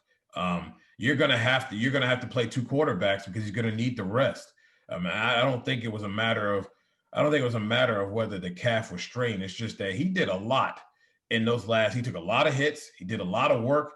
I mean, he balled his butt off. But at the end of the day, that leg ain't been under that kind of work in quite some time, and it's fatigued, and it's not much muscle there to work with. I don't think you can go into that as go into the season with him as the starter, but I think there has to be a realistic conversation that he needs to have with himself. And I'm not saying that you get rid of Alex, because I think Alex is he provides something to this football team. The knowledge that he has. When people want to soak it up and use it, I think it had an effect on Kyle Allen as well. What he has, his football mind is invaluable. The way he comes in and prepares, the whole 9 yards, how he goes about his business is valuable to this football team. But, to say he's the starter, that's hard to say, because 16 games, he's not playing 16 games. And it's not because he doesn't want to, but that leg's not going to allow him to do that. I don't care how much work you get in, because there's, how it is. There's lateral movement. There's a lot of different things you got to do as a quarterback to keep yourself moving inside the pocket. And I said that in the game that he played before. It's like before he went out, it's just they needed to help him. He needed help. He was a stationary target. He couldn't get out of his own way because that leg wasn't allowing him to get out of his own way. And they weren't doing enough to help him in that regard, before he had to go out. So those are the things you have to factor in. I'm not saying to cut him though, but I don't think he's a full-time starter. And I don't think you can go and say, okay, we're going to go into this next year with Alex as our starter and he's going to play 16 games. They have to go either sign a quarterback in free agency, and there's plenty of them out there. Matt Stafford, Matt Ryan, Watson wants out. Cam Newton's there. There's some good quarterbacks out there if you want to go the free agent route. And then you like we talked about, you have Heineke, you have Alex, you have Kyle Allen, and maybe you draft a 3rd round guy and you let one of those 2 guys or those 3 guys battle it out for the starting position and then go about it that way. There's so many things that they can do. I mean, obviously you don't want to overpay for a free agent quarterback for sure. You don't want to give up too much for him. That's for sure. Especially with the money they have tied up in Alex. But I don't see them letting him go or cutting him because, he's kind of one of the guys that I think they value more than just the football player. They value the man as well. And they're going to give him his respect. But I think there has to be an honest conversation between him with himself. And then there has to be an honest conversation between him and the organization as well. Yeah, I definitely agree. The ideal situation, I'm not sure what the salary cap situation would be if he retired, stayed on as a coach / mentor or whatever. I saw an article somebody wrote, I don't know, I was just scrolling. But hopefully there's a possibility of that, because I feel like that would be the best scenario for both the team and him. And then that will give a chance for the young quarterbacks that they have, all three, Kyle Allen, Montez, and hopefully they re-sign Henneke. I mean, and see what they can do. Because like I said, you don't always need a big name to take over. You just need somebody that's hungry enough that can get the job done. And I feel like after seeing what I saw from Henneke, I think he has what it takes to be able to lead a team. Not saying to the promised land, to the Super Bowl or nothing, but I feel like that he definitely has the want, the will, and like you say, the dog in him to lead this team where they need to go into the next phase. So, like you said, I don't that leg isn't going to hold. You know, I went on the record and said I didn't think he would ever play quarterback again, which I had no problem saying I was wrong. But, you know, like you say, is that leg going to be able to hold up for 16 weeks? And we saw that it couldn't even hold up for six weeks. So it's going to be interesting to see. But I think this team is in a good position to be where they are. And hopefully they'll get the quarterback situation figured out ASAP. And then we ain't got to worry about it anymore. I do wonder if we can somehow find a way to renegotiate the contract in a way that he could be a coach and we can get that money back, because I think we could get another player for less potentially and use that money to fill, especially the wide receiver position. For me, that's like the number one, maybe even a tight end, and just, continue to work on our offensive line protection. I think, it was better this year, but you can never have too many good offensive linemen, especially they get injured and they can go down. And I think protecting the quarterback is key to success in this league. But Dugenais, I really appreciate all of your breaking stuff down with us the whole season, and we'll definitely have you on in the off season, as we get back into the summertime and stuff like that. But if you click on sportsothp.com and click the podcast partners button, you can definitely check out the breakdown and catch more of Dugenais. Any final thoughts before we let you go? We'll just be having a podcast this week. We're going to talk a little bit about the Philadelphia Eagles. I'm going to give my take on why Bradley Beal is not a number one guy. So we're going to have some talk about those things. And again, you can follow me, NotBland21 on Twitter and pretty much on everything. And love talking shop with you guys. And thanks for having me on, fellas. Yeah, it's good to see you. And I will say that Brad has played pretty well the last couple of weeks, but I understand what you're saying. You need kind of another guy maybe to go with them. And I'm not sure Russ is that guy, at least not from what I've seen so far. I mean, our issues though, scoring's been good. It's like, how do we figure out that low post D is going to be the issue. So until we figure that out, the Wizards are in for a bunch more losses. So hopefully they can figure that out. But thank you as always. And we'll talk to you soon. All right, guys. Thank you. Take it easy, bro. All right, brother. All right. Next guest we're going to bring in is Anna Knox. We're going to talk a little bit of hockey. First of all, want to bring you in and ask, how have you been dealing with all this? And it's the shortest off season we've ever had, but it's been a couple of months since we've seen you. How are you doing? Oh, you're muted still, I think. Oh. There we go. There we go. Finally. You think I would learn that after teaching for as long as I have online? Doing well. There's ready to take on 2021 and whatever it's got to throw this way. It's great to see you guys. Carol, I've been following your successes with the car sales, and good for you. I appreciate that. Starting to find my niche, starting to get in the groove a little bit. It's been a good start to the month.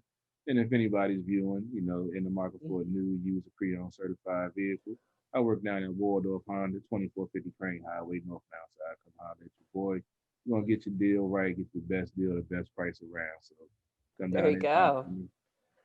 That's awesome. Between that and then I cannot believe how big Zach is getting. Yeah, it's true. It's like, oh my gosh, like things he was so excited to see hockey yesterday. I turned around my laptop because it was the scrimmage. So it was on my laptop. And I said, Zach, check what this is. And I showed it and he's like, hockey. And he started running around. So he's excited to see it too. Well, I'm going to try to do a lightning round short caps, thing. Next week, we'll get more into the season once we get a couple of games. It's a very weird season for us this year. Yeah. There's no preseason games. So we don't have a whole lot to go into the season with. Usually we've got 4 or 5, maybe even more preseason games to sort of see how the lines are shaking out. A little bit of the same issues that Carol was alluding to with no, OTAs and, games that don't count, so to speak. So we Right. just had 2 scrimmages to go off of. I thought it was very cool that they did play-by-play on Facebook Live, so you got to hear our radio guys come together, and they mixed and matched some lines. We saw some games. They look good. We didn't really glean a lot because with scrimmages, when you're playing your own team, I don't think, they're not going to hit full bore. They're Right. not going to chance damaging anything. They're walking through things. They looked solid. It's really hard to glean a lot from that. One thing I will say at the top of the show is we kind of got a Monday skate lines after those scrimmages is kind of a little bit telling because they sort of were able to glean all the information from both scrimmages, sent a lot of people back. I'll mention some of the people we sent down in a moment. And we kind of got these lines. So I'm going to quickly run down the lines and I'm going to get Carol and your thoughts on them. And then I'll talk about the people that we've, sent back to Hershey or loaned off, give our quick thoughts about that. We'll preview the week ahead, and then we'll get you in and out of here, hopefully in about 20 minutes. Yes, So no that worries. way you can get some sleep tonight, and then we'll bring the rest of our football guys back in, and we'll talk a little bit about the NFL playoffs as well. So a busy show. We're already on hour 2, might go 3. We'll try to keep it short. These are the lines. So these lines were kind of almost old school lines from pre-2018, a little bit before the Stanley Cup run. We got Ovechkin, Backstrom, and Oshie returning together, which I love that line. Yeah. We got Verana, Kuznetsov, Wilson being the second line. We got Panic, Eller, and either Sprong or Sherry on that side, with Panic being on the left side, where a lot of the season, I believe we saw him sometimes on the right side. So he flip-flopped. Hagelin has moved down to the fourth line to join Dowd and Hathaway, and that's been pretty consistent through the scrimmages and through that. Some of our lineups for our defensive pairings is Orlov and Carlson. That's set to be our top defensive pairing. Dylan and Schultz is our second one. Chara and Jensen, Zdeno Chara and Jensen would be our third line, and Siegenthaler and Trevor Van Riemsdyk is sort of that fourth one that they're rotating in. Right. And they're still trying to figure out which 6 of those 8 will make it, and whether Sprung or Sherry are going to make it. Samsonov is our main goaltender, and Vanacek is going to be our backup goaltender. So they didn't end up going with a veteran. So we had Anderson in practice and things like that. So those are some of the things. Let's talk about those lineups first. I'll get Carol's thoughts, then I'll get Anna's thoughts, and then we'll talk about some of the players that we've sent down or sent through waivers. Carol, I know this is kind of the first you're hearing of some of those lines because they came out today. What are some of your thoughts on that? I know that they have run Ovechkin, Kuzi, and Wilson together as well. So we kind of know our top 6 and our bottom 6. They may move around a little bit in that, but what's your general sense? I mean, once they do the final cuts, they've been, it'll be another year together, another year, with a new coach. I haven't watched any of the preseason, so I'm not sure what they look like. I'm ready for the season to start. But it's going to be interesting. But, their familiarity is definitely going to, help with the transition and, having those key pieces, that, you can depend on Nicky, Ovi, Oshie. You got Rana, starting to come into his own. And you have some of the younger guys. You got Hagelin now on the fourth line. I think that should help on the fourth line with the speed, with his speed. The guys are going to, have a little bit more jump because when they get on the ice, they know there's a possibility, they might get a goal along with playing, gritty hockey. So offensively, I think they're going to be versatile. And the one thing I'm not sure, too much about Laviolette. You follow him more closely than I have. I hope that just like we spoke about with Dugenet about the defense and moving people around and putting them in positions to win. I hope that he shows more flexibility to adjust the lines if it isn't working, it doesn't stick with it too long. Because I know coming into a new situation, you don't want to have a knee-jerk reaction, and change stuff up too quick, but then you don't want to stick with it too long if it isn't working. So it's going to be interesting how he finds the balance to work with all of his talent and see how he gets the lines to clicking with the fact where we can have 4 solid lines like we saw in 2018, and then hopefully go on another championship run.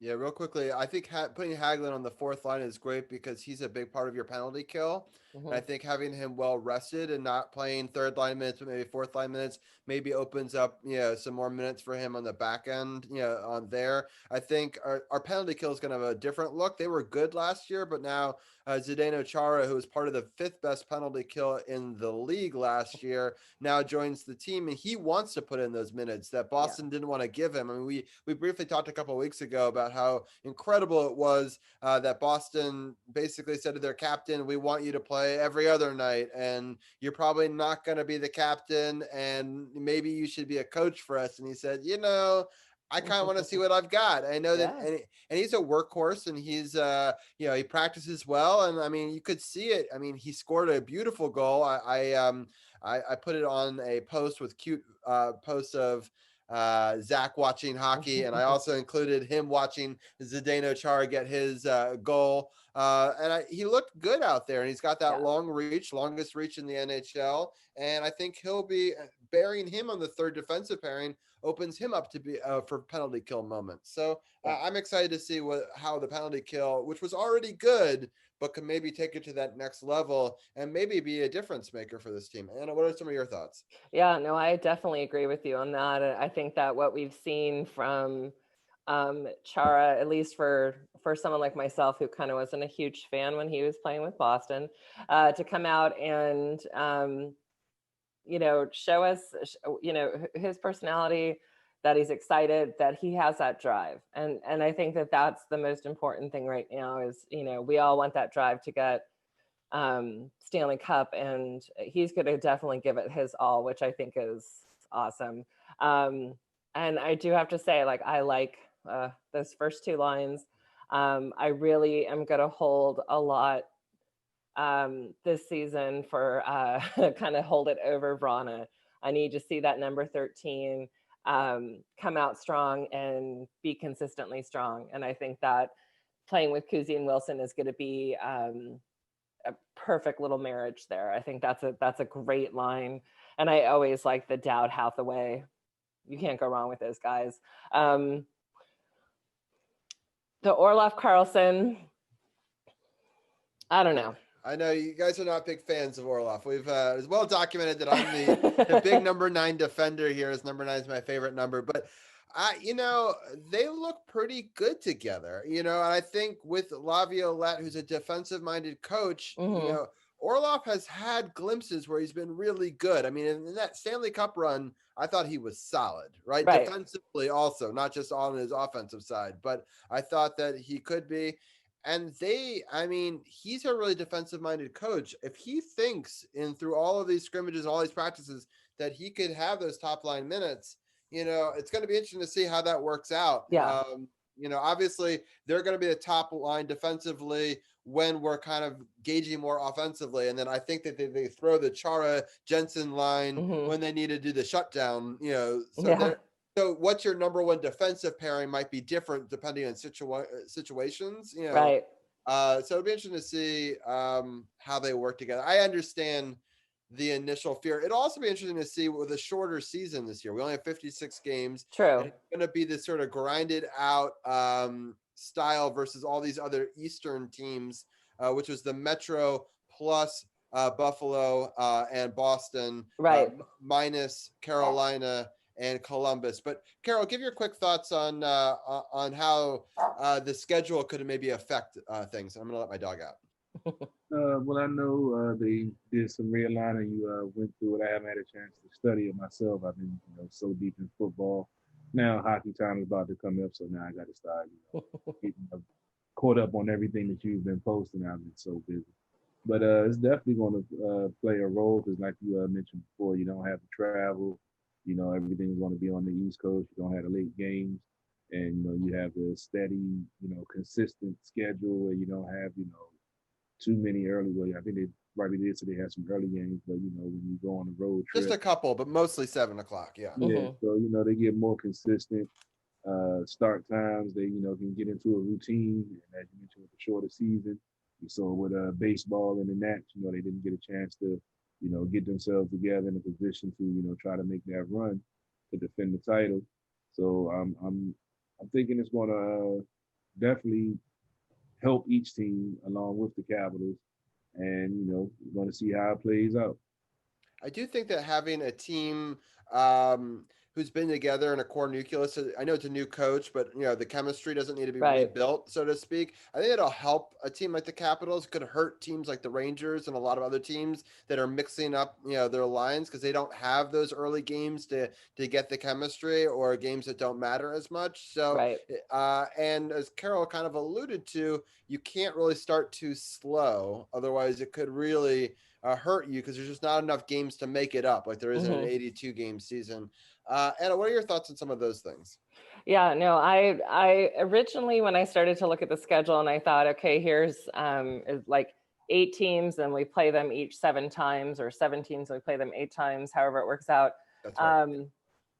Could make or break, some of the how things are to go, because either the Caps are going to rise up and say, okay, we play, the Rangers, and this is what happened. This is what we're going to change the next time we see them. And then the next, 6 or 7 times that we see them. Or it's going to, and so I think that there's like a benefit to that. But then I hate the fact that we're not able to see some other teams, as consistently, like there's like, I never really liked the going to the West Coast, because I always, as much as I am a West Coast girl, I always had problems with how well the team did. And then the times, and it was late games and whatever. So it's kind of a bummer to not see. I was okay with that, but I wanted to see the, Canadian, there's just some teams I'm going to miss, but I think this is going to let the Capitals as a team come together and say, okay, like this is when we're really going to like tighten everything, and we don't have those extra games. So we're going to come out strong, and we got to do, give it our all. Real quickly, I just want to, for people who may not have listened to our show a couple of weeks ago, the 4 divisions kind of will be silos, kind of like the different divisions were in baseball. So the East teams play the East teams, the Central teams play the Central teams. So Florida joined the Central, right? The Florida teams. Yeah. Which is really interesting, because now you got Tampa Bay versus Dallas. Right? Which is crazy. They're going to play each other 8 times. Which there's never been a rematch of the Stanley Cup 8 times in a season before. So that's strange. The West kind of stayed the same, and then obviously the East and West, all the Canadian teams went into one division, which means that there's definitely 4 Canadian teams making. One Canadian team will make the Final 4, which hasn't happened in a while. Be interesting to see if that helps or hurts them. But there's some weird scenarios where you could almost see like a Toronto versus a Boston in a finals, which you could never have seen before. So it'll be really interesting to see how this shakeup affects all these other divisions, especially the Canadian one. That's the most different from all of them, I feel. So that'll be really interesting to see. And so the top 4 teams will all play. It'll seed 1v4, 2v3. Winners of those will play for the division championship. And then they kind of go for a Final 4 style where they get reseeded based on regular season points for 1 versus 4, 2 versus 3 again. Anna, some of your thoughts on some of that stuff? Yeah, I just, in my head, I'm thinking, as a fan, wow, so we're going to have to see, Marchand like 8 times, and Crosby 8 times, and players that we really can't stand. But, we don't have to see Ryan Reeves. So I'm a little bit happy with that. I'm totally okay with that. But yeah, I think we just have to get into the mindset of COVID is just, shaking up sports overall across the board, and that this is what it is. And I'm just grateful that it's back. And if this is how it has to be, and we keep the players safe by just keeping them within this, division, and we can't cross borders with Canada, I'm okay with it. As long as they're playing.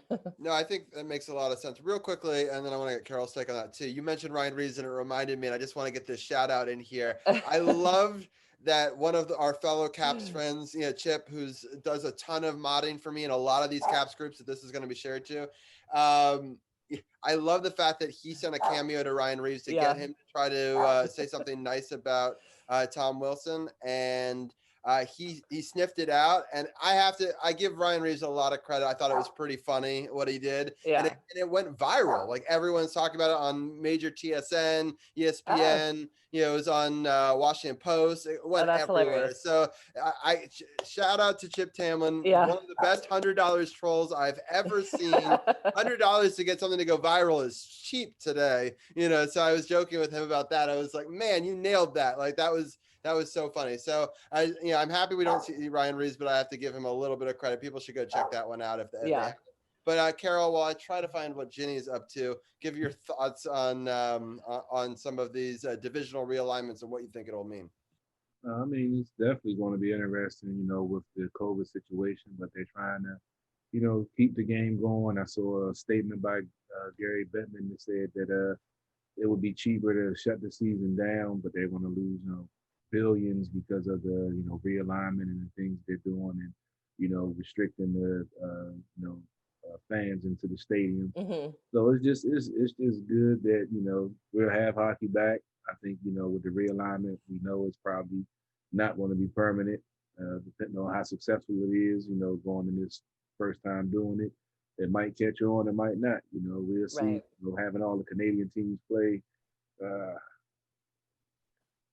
I don't know. That might. I mean, that's cool, but what fun is that? You want to play those top Canadian teams, what they bring to the table. So, I don't feel want to limit which teams play which teams. But like you mentioned, the border, Canada isn't really letting folks come over. So right.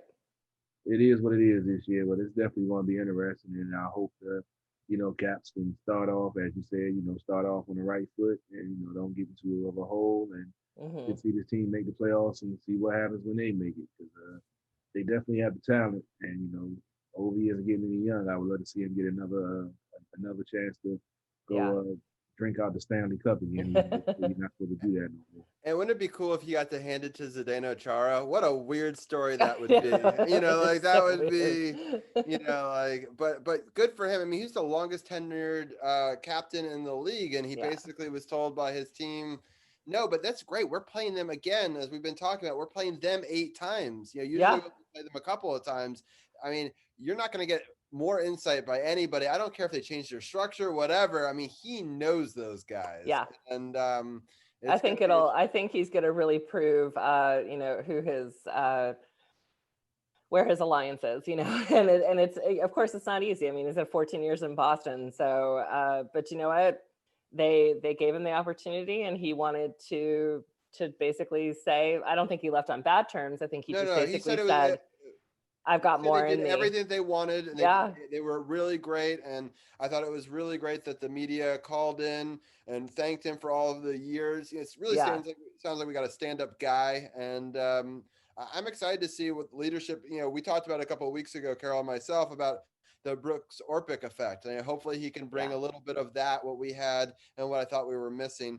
I want to just quickly go through the people that were missing, or that we ended up cutting from the team, or not cutting, but reassigned, as they like to call it, right? So so we've loaned a couple of players to Hershey. So Cody Clark, Brett Leeson, Garrett Pylon, Joe Snively, and Riley Sutter. And then they've also assigned Axel Johnson Fabili, from Sweden, to Hershey. And then there's Hendrik Lapierre has been loaned to a Quebec Major Junior Hockey League team. And there's a couple of players where they haven't made decisions yet, so they haven't made all their cuts, and they're still trying to work on contracts. Right now, I'm not sure we're even cap compliant. Right. They have to do some jogging of things to try to get their roster. I mean, they're really tight up against that cap. Well, and I was kind of bummed, I have to say. I was kind of excited to see what Lapierre could do, but I understand there was a huge hesitation with him with injuries. So I can see where that's coming from. And the other one was that Riley Suter. I was looking forward to that kid, and I do think that it's not the last time we're going to hear about him. Right. for sure. And so some of people will end up going on taxi squads, which are these sub squads that, if some COVID something happens, they need to bring in other players. So I'm interested to see how COVID plays into this. And I know that you can hold more goalies, so I'm not sure Anderson's actually out of the mix yet. They might be trying to work on, a cheaper contract for him or getting him for the minimum Right. or where they may have to stash him. I don't know if there's going to be an exemption list so where it doesn't count against the cap if he's not, on the active roster, but he's in this, I think they call it taxi squad. So I don't know how all of that works into negotiating, but I'm hoping it would be nice to still have a veteran presence somewhere on the roster. I know that Copley has been, reassigned. So hopefully he makes it back down to Hershey. I think he's on waivers. I think a couple other people are actually on waivers too. So it's, somebody else can maybe pick them up. So it'll be interesting to see. Carol, any of those names stand out to you or any comments about the construction of the roster? I don't know about these junior players. I let y'all. I gave you a shot, right? I'm just listening. Like, okay. You just say I agree with everything Anna says. Right, exactly. Started on Thursday. All right, let's go. All right, there you go. So let's just talk about it. We've got a couple of games coming up. We're gonna have 3 games before the next time we talk. I'm gonna pull up the upcoming schedule right now. So we start on Thursday. Our first matchup is against the Buffalo Sabres, so a new divisional opponent. So we get to see them twice, Thursday and Friday. They do a lot of these back-to-back in the same arena this year. So less travel, less, teams dealing with other teams kind of thing. So Buffalo twice at 7, and then Sunday, this upcoming Sunday, 12 o'clock game, Pittsburgh. So it's not like a Super Bowl Sunday one, but it is a playoff Sunday in the NHL and the NFL. So it'll be interesting to start that with a game against at Pittsburgh on Sunday, and then we'll play Pittsburgh again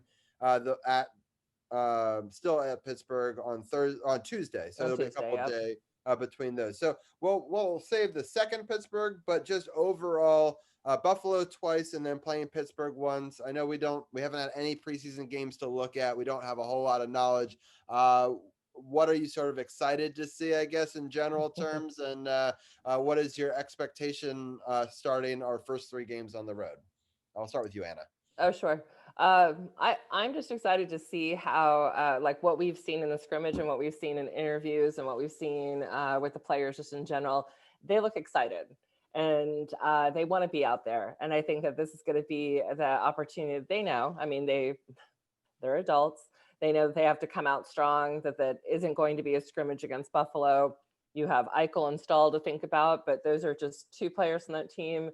You don't know what Buffalo's up to, what they're doing. Like you said, we haven't seen any preseason stuff. So I think it's going to just be about seeing how Laviolette keeps how he is at the bench, how he's going to control everything. Be anxious to see how Sammy does. And there's a lot of hype with him. And I think that I just want people to kind of pump the brakes on that and say, listen, he has the ability, he has the skill, but let's not put so much pressure and then start comparing him to Holtby or what if we had Lundqvist. It's apples and oranges at this point. He's just starting off, but I will say that I liked hearing Laviolette saying that he likes the young goalies, the Vanacek and the Sammy. They knew each other from Hershey, that they are friends, but also that he thinks it's time to give these 2 young players an opportunity. So he really supports them. And I think that's huge to have a head coach support the goalies, because that's going to help with the rest of the players doing so as well. Yeah, it's interesting you say that. I'm happy that Sammy is okay. Remember last we left off, he got hurt with an ATV accident. So and he scary. didn't even play in the playoffs. And I'm just hoping that the coach can still some of his just really drive and passion and his ability to convince teams that he's on to win early in his career. I mean, he within the first 3 years got to the cup with 2 different teams, right? So that's an important stat, and I think it's something not to be overlooked. And hopefully he is able to really defensive first mindset, but continuing to still score and not get too bogged down, but still continue to play well. So, Carol, what are some of the things? We'll start with the 2 Buffalo games, and then your thoughts on that Pittsburgh game as well. Yeah, it's definitely going to be interesting. Like you said, haven't really got to see what the, preseason and stuff like that. We've seen scrimmages and that's it. It's ultimately going to come down to, like you said, Laviolette and him instilling his principles and the way that he wants to play and how quickly this team absorbs it and buys into it. That's simple as that. And, Buffalo's a team on the rise. They have some young stars that can make things happen.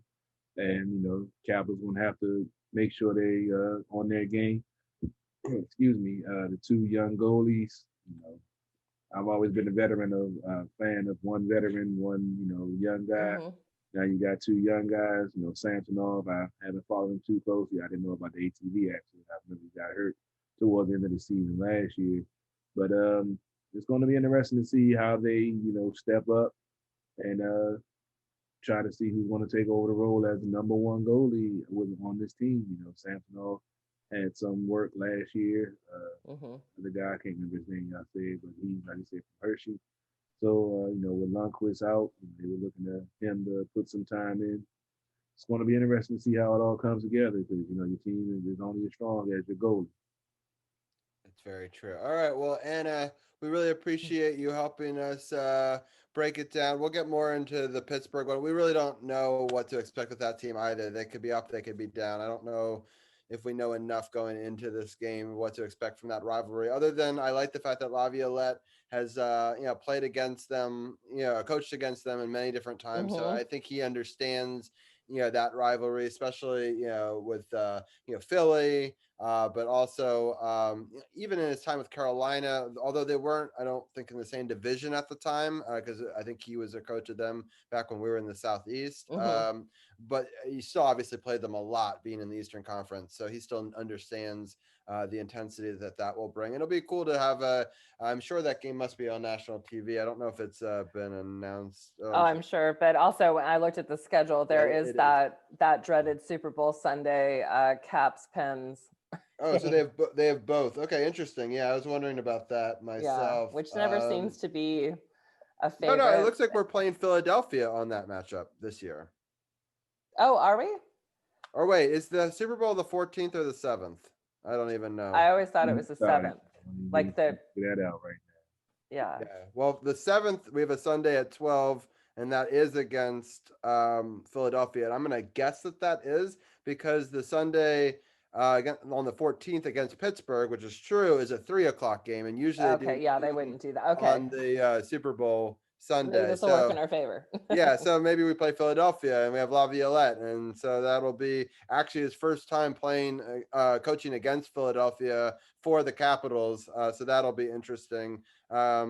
Coming off the heels of actually going to be playing Boston earlier that week, so it'll be the first time that Zdeno Chara will go against his old team. So lots of interesting storylines towards the end of the month. Just so people know, we play Buffalo twice, then Pittsburgh twice, then Buffalo twice. Those are our first 6 games. So we're going to talk a lot about Buffalo and Pittsburgh over the next 2 weeks, both recapping and previewing games there. But should be an exciting season. I look forward to breaking it down with Carol and Anna. I wanted to say before I let you go, Anna, I did check out the PowerPoint podcast this morning. I listened to it while I was working. Fabulous show with you. I know that I did laugh when Gil said that anyone who's worth a salt does post-production work on their podcast. I'm not doing post-production on a 3-hour show tonight. So Gil, I'm sorry. It's going up as is. So I'm agreeing with you, Anna. That you'll save a lot of time. Right. I think he's worried about my language and having to edit things out. And I'm like, listen. And I guess I don't give a fuck, So we'll go from there. So that's really what it comes down to. And he was good last night. It came out right away. I woke up this morning and I thought, go, like you have this down. I don't think I heard you cussing too much, so maybe that was helpful. So But I will say, thank you guys for this. And I just want to add one little NFL thing, since I know Duchesne, when he was finishing up and you guys are talking about quarterback situation, Jimmy G is looking for a place to go. So maybe we'll bring San Francisco to Washington. Interesting. I don't know about Garoppolo. There's a lot of rumors already going around, but like I say, we can only wait and see. The off season hasn't even started yet. Yeah. Sounds good. Well, if anyone wants to listen to more of Anna and listen to that Power Play Point podcast episode where they do get ready for the season in a fun way, we have a new podcast partners button on our sportsothp.com page. They click on that. And our next guest, Champ, is on there. You guys are on there. We actually have 4 podcasts. Actually, all 4 podcasts are represented in tonight's show. So we have the Power Play Point podcast with Anna. We have Dugenais. We have Champs. We also have Bryant. So it's cool to have 4 different podcasts that were all represented in tonight's show. But people should definitely check that out. Absolutely. Well, thanks again. And We'll hopefully have hockey a little earlier in future episodes. We'll probably flip it up. I'll be more awake. We'll flip it up and probably start around 9 and start the show with hockey once hockey season starts next week. Yeah, but I'm looking forward to talking about at least 2 games. So at least we can talk about 3. We'll actually have the Pittsburgh game 3, too. yeah. So so that's great. All right. Well, have a fantastic night. It was great to see you guys. And take care. And Sounds I have good. to make sure I wear my cat sweater for you. Oh, Yeah. I love it. Yes. I love it. Yes. That's fantastic. That's what we need. And you know what? I don't ever buy a jersey because I always feel like I'm going to buy it and then something's going to either the team's going to go in the trash or that player's going to get traded. So I'm going to have to find get my Caps gear out and that'll and my background. Right. I was wearing my Holtby jersey earlier, speaking to that. So I understand that fear, but best of luck to him out there. Luckily we don't have to play him. So unless we somehow meet them in the finals. So that's good. But that's too far off. All right, cool. Well, have a fantastic night and I'll see you guys soon. Yeah. Sounds good. Thank you. Yeah. All right. So we're also going to bring Brian back in. We're going to do a speed round because I'm going to try to finish this whole segment by 11. Although last week I said it was going to be a 15-minute segment and it ended up being 40 minutes, but it was fantastic. So I won't be too upset. But real quickly, Carol, just so that you know, we were going to talk about this during the football segment, but Dugenais went long and great. So we're going to do our own segment right now where we're going to break down real fast what happened last week in the NFL and our quick thoughts and predictions on this week, and then we'll get out of here. But let's start off. We'll keep it simple. Instead of going through all of them, there were 6 games. I will just quickly go over the scores real fast so people know are up to date with what happened. And then I'm going to let each one of you guys pick a favorite game that wasn't the Washington football team game, because I feel like we've already kind of broken that down a lot. And then we can talk about that. And then we'll go on to this upcoming week and make quick predictions. So the other games, Colts and Bills was a pretty good game, actually. The Bills ended up winning that game 27-24. The Rams and Seahawks, that was one of the surprising games of the week. The Rams ended up winning that game 30-20 in Seattle. The Bears and Saints game I loved was on Nickelodeon. That was incredible watching the slime cam. I watched it with Zach. He loved it. The Saints ended up winning that game 21-9, but I think it was closer in the first half than that score indicates. We already talked about the Buccaneers beating the Washington football team 31-23. We also talked a little bit with Tim earlier, but the Ravens were able to beat the Titans and outrush one of the best rushing attacks in the league, 20-13. And the most surprising game of all of them was the Browns outscoring the Steelers 28-0 in the first quarter. We mentioned earlier that was legendary. One of the worst first quarters ever for a team, especially a 3 seed. It was pretty surprising. The Browns ended up scoring 48 points and winning 48-37 over the Steelers, who are in a complete free fall since the Washington football team took them from 11-0 to 11-1. So those were the games. I'll let each one of you guys talk about one game that meant something to you. I'm going to start with you, Carol. Any game, or if you want to talk about 2, I'm not going to be like one only, but what were some of your thoughts about super wild card weekend? I guess the game that threw me off was the Seattle game. I didn't know that Goff was going to play. I took Seattle up, but the backup was going to go in, but that Goff, he was able to go in there and handle their defense and give Seattle his 4th loss in 5 playoff games in the Pete Carroll the last few years. And then I guess in the Baltimore Tennessee game with Derrick Henry, I mean, 2,000 yards is a hell of a feat to do during the regular season and run as hard as he does and as fast as he does. You know, it was only a matter of time till, you know, somebody was going to have his number. And I was looking at some of the stats, and this was one of the first games that there were a lot of he was getting tackled by the first guy and not breaking tackles. So I just think that it was a combination of him putting up them yards and then leaning on him so much, and Baltimore being a quality team, that, you know, they played some good defense and they were solid tackling, and they were able to, you know, take Tennessee out of their rhythm with the way they usually run the ball and feed off the pass. So, I mean, feed the pass off the run, so correct to say. But, yeah, those were the two games that were interesting to me. But other than that, it was a good super wild card weekend, you know, 3 games each day. It's a good way to start the playoffs. Yeah, I loved it. I ended up catching a little bit about all of them, you know, and I think I thought it was really incredible that all 6 games were on national TV. DC's People Champ, I'm going to go to you next. 2 games that are not the Washington football team game. What were interesting to you? Right. So the first one that was really interesting was Cleveland and Pittsburgh, obviously. The fact that Cleveland went out to a 28-0 lead in the first quarter was just so telling. And it just showed how exposed Pittsburgh was going into the playoffs and everything like that, and showing how tenacious that the Cleveland team are when it comes to playing.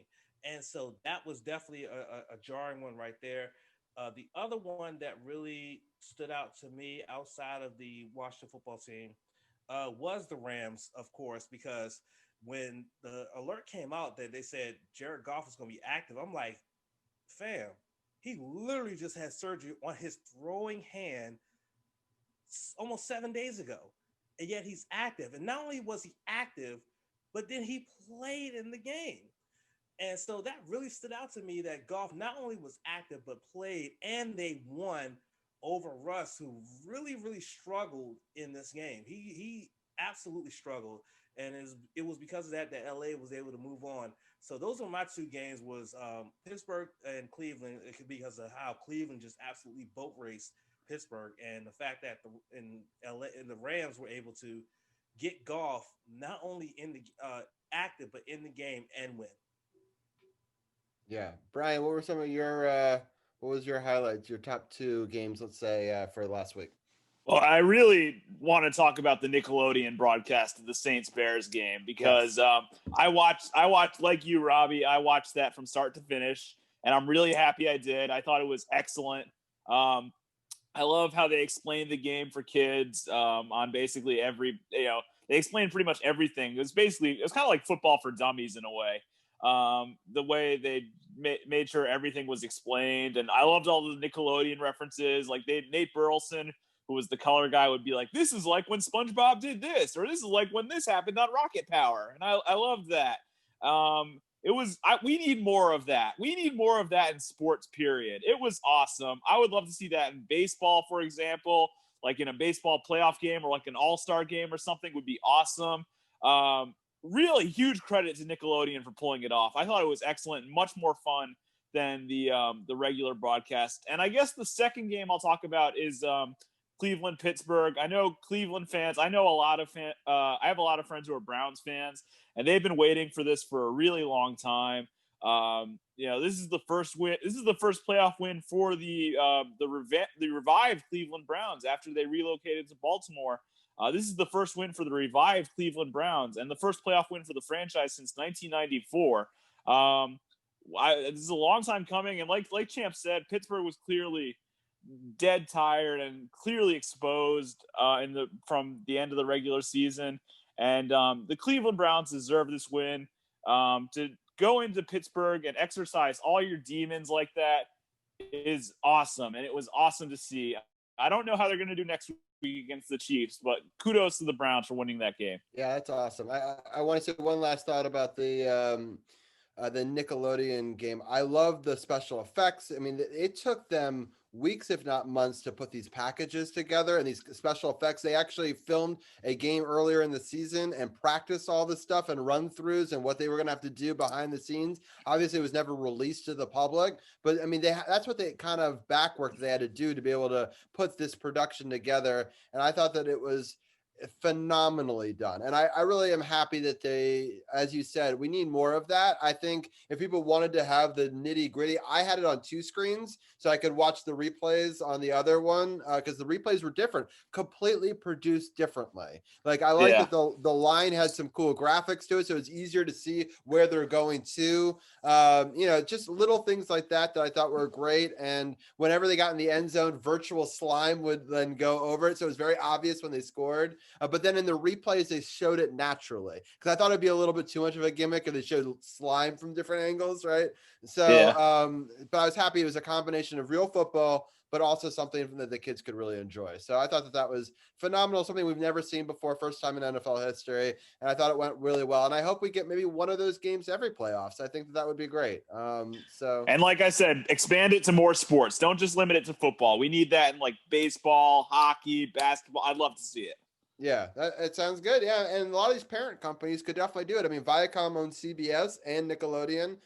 So if some of these leagues would agree to it, a lot of these companies have. I mean, think about Disney and Mickey Mouse. Like they could do something like this. They've got special effects teams up the wazoo. So they could do something for the NBA, a la something that we saw at Space Jam or something. There's opportunities there that you could do something fun. So it'd be interesting to see. I guess Space Jam is Warner Brothers, but there are things that go you ahead can and move into the divisional round and preview these games.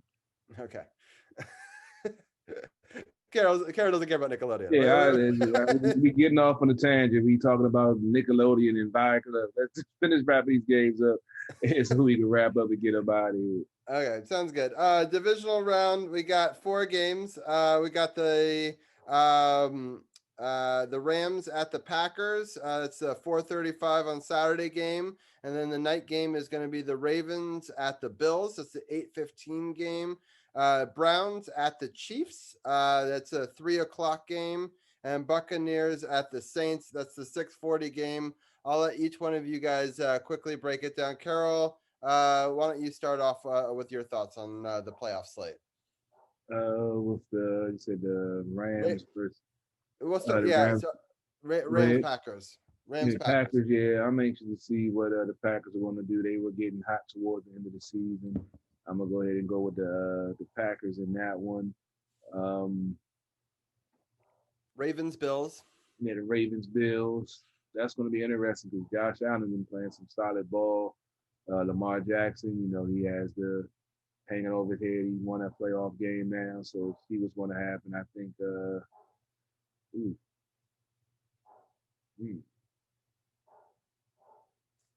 I'm gonna come back. I'm gonna go with Buffalo. Buffalo playing some solid ball. I think with Josh Allen, Stephon Diggs is going to give the Ravens defense a little bit of problems.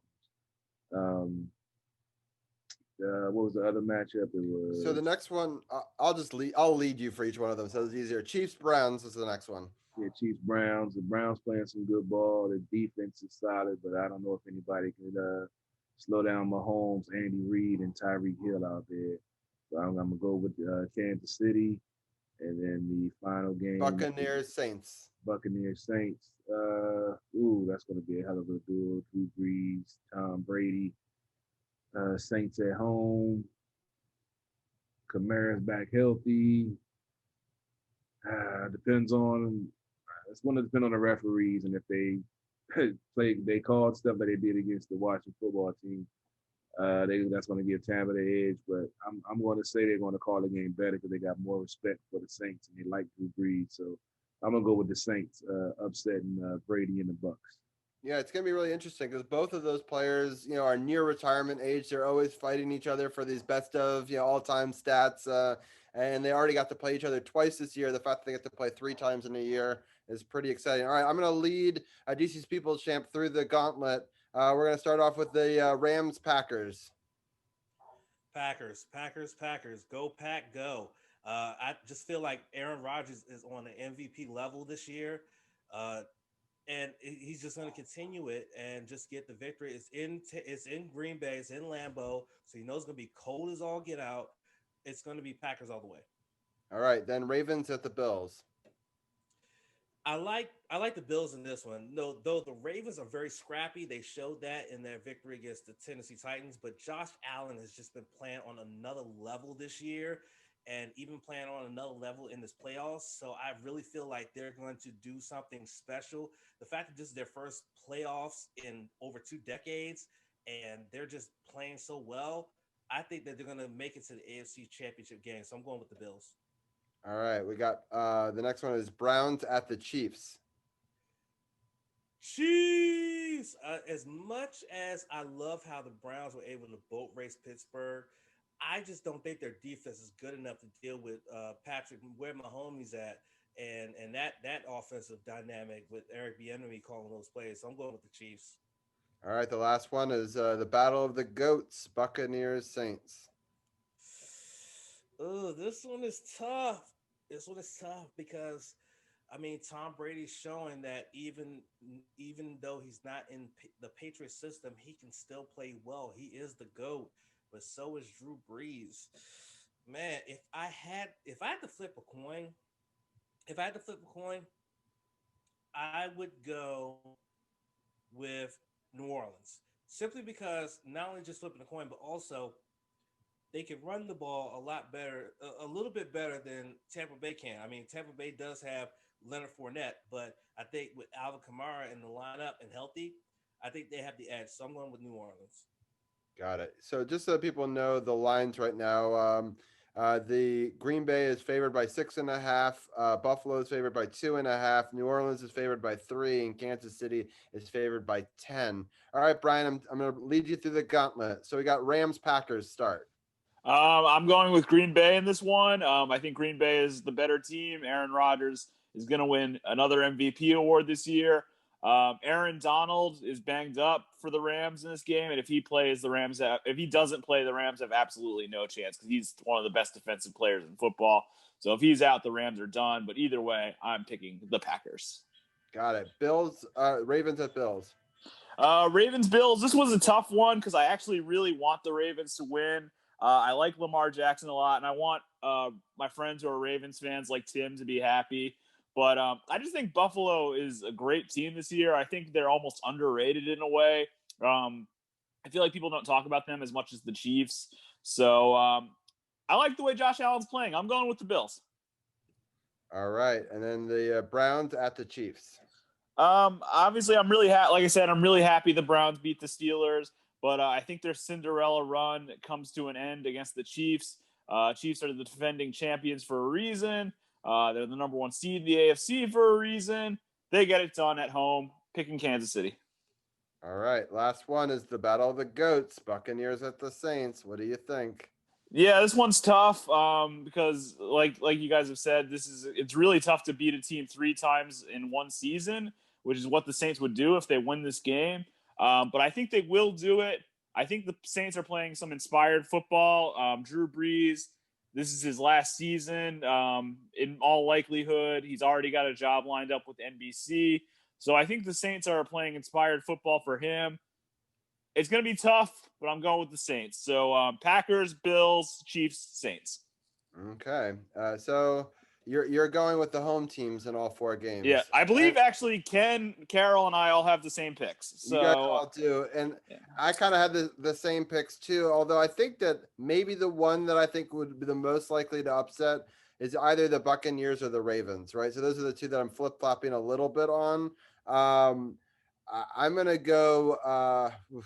I don't know if I want to pick the Ravens. I don't want to jinx them, but I do have some feeling that the Ravens are playing some inspired ball right now. So I would not be shocked if they are able to go to. I know the Bills are playing great as well, but the Ravens have a pretty good defense, and it'll be interesting to see how having a crowd in Buffalo, if that has a little bit of effect or not.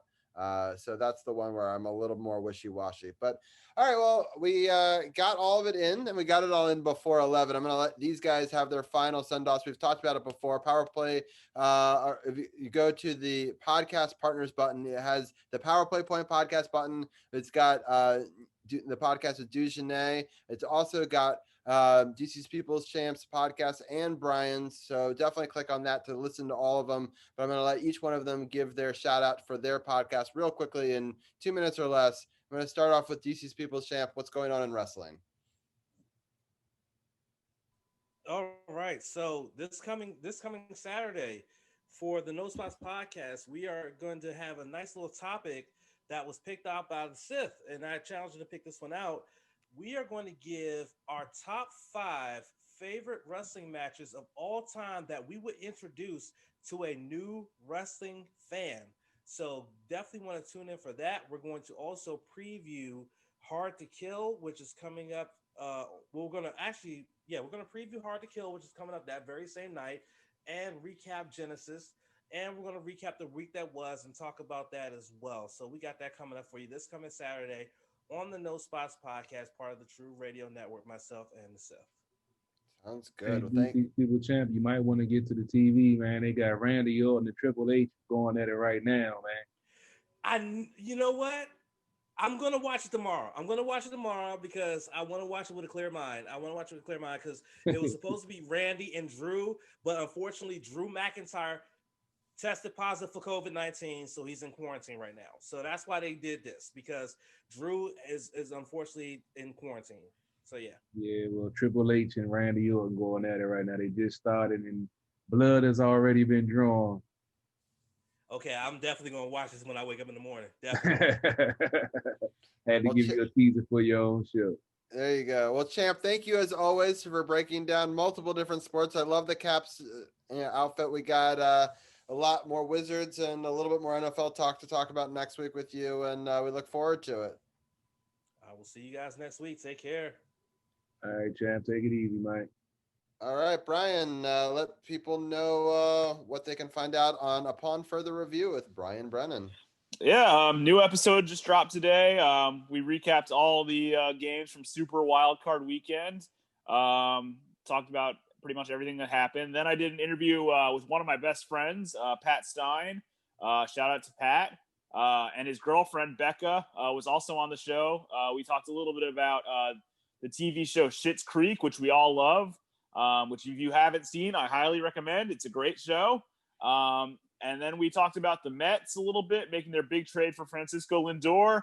It's a great interview. I highly encourage everybody to go check out today's episode. It's a longer episode than normal. That's just how it turned out, but it's a great episode. Go check out Upon Further Review with Brian Brennan. Follow us find us on Facebook at Upon Further Review with Brian Brennan. Follow us on Apple Podcasts, Spotify. Follow me on Twitter at bbrian1991. A lot more content coming your way. Sounds good. Thank you, Brian. No problem. Have a good night, guys. All right, take it easy, Brian.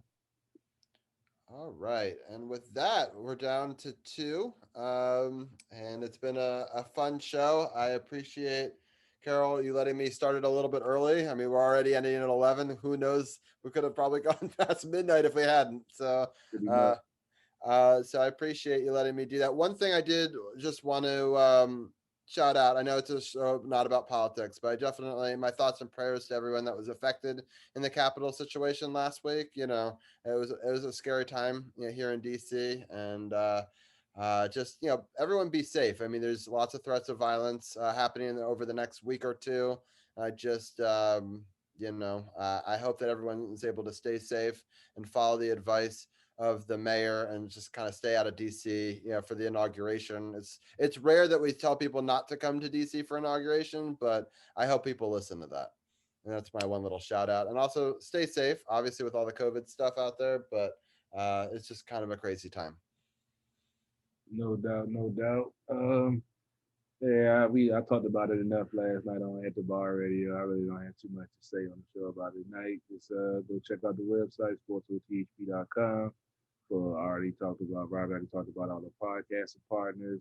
Check out the link for SportsOTHP apparel Got a new sweatsuit coming tomorrow. I just got made up with Eric Husa, one of our partners / sponsors for At the Bar Radio, partners here on SportsOTHP. So I'll be having some new apparel coming. You know, we got sweatsuits and other stuff coming with the new logo that we have for the apparel line. Not the same as the SportsOTHP logo that we have for our show. So be on the lookout for more stuff coming in that aspect. Like I said, if you're looking for a new, used, pre-owned, certified vehicle, come holler at me down at Waldorf Honda, 2450 Crane Highway. They're just about every day. So if you're in the market, don't hesitate to inbox me, hit me up.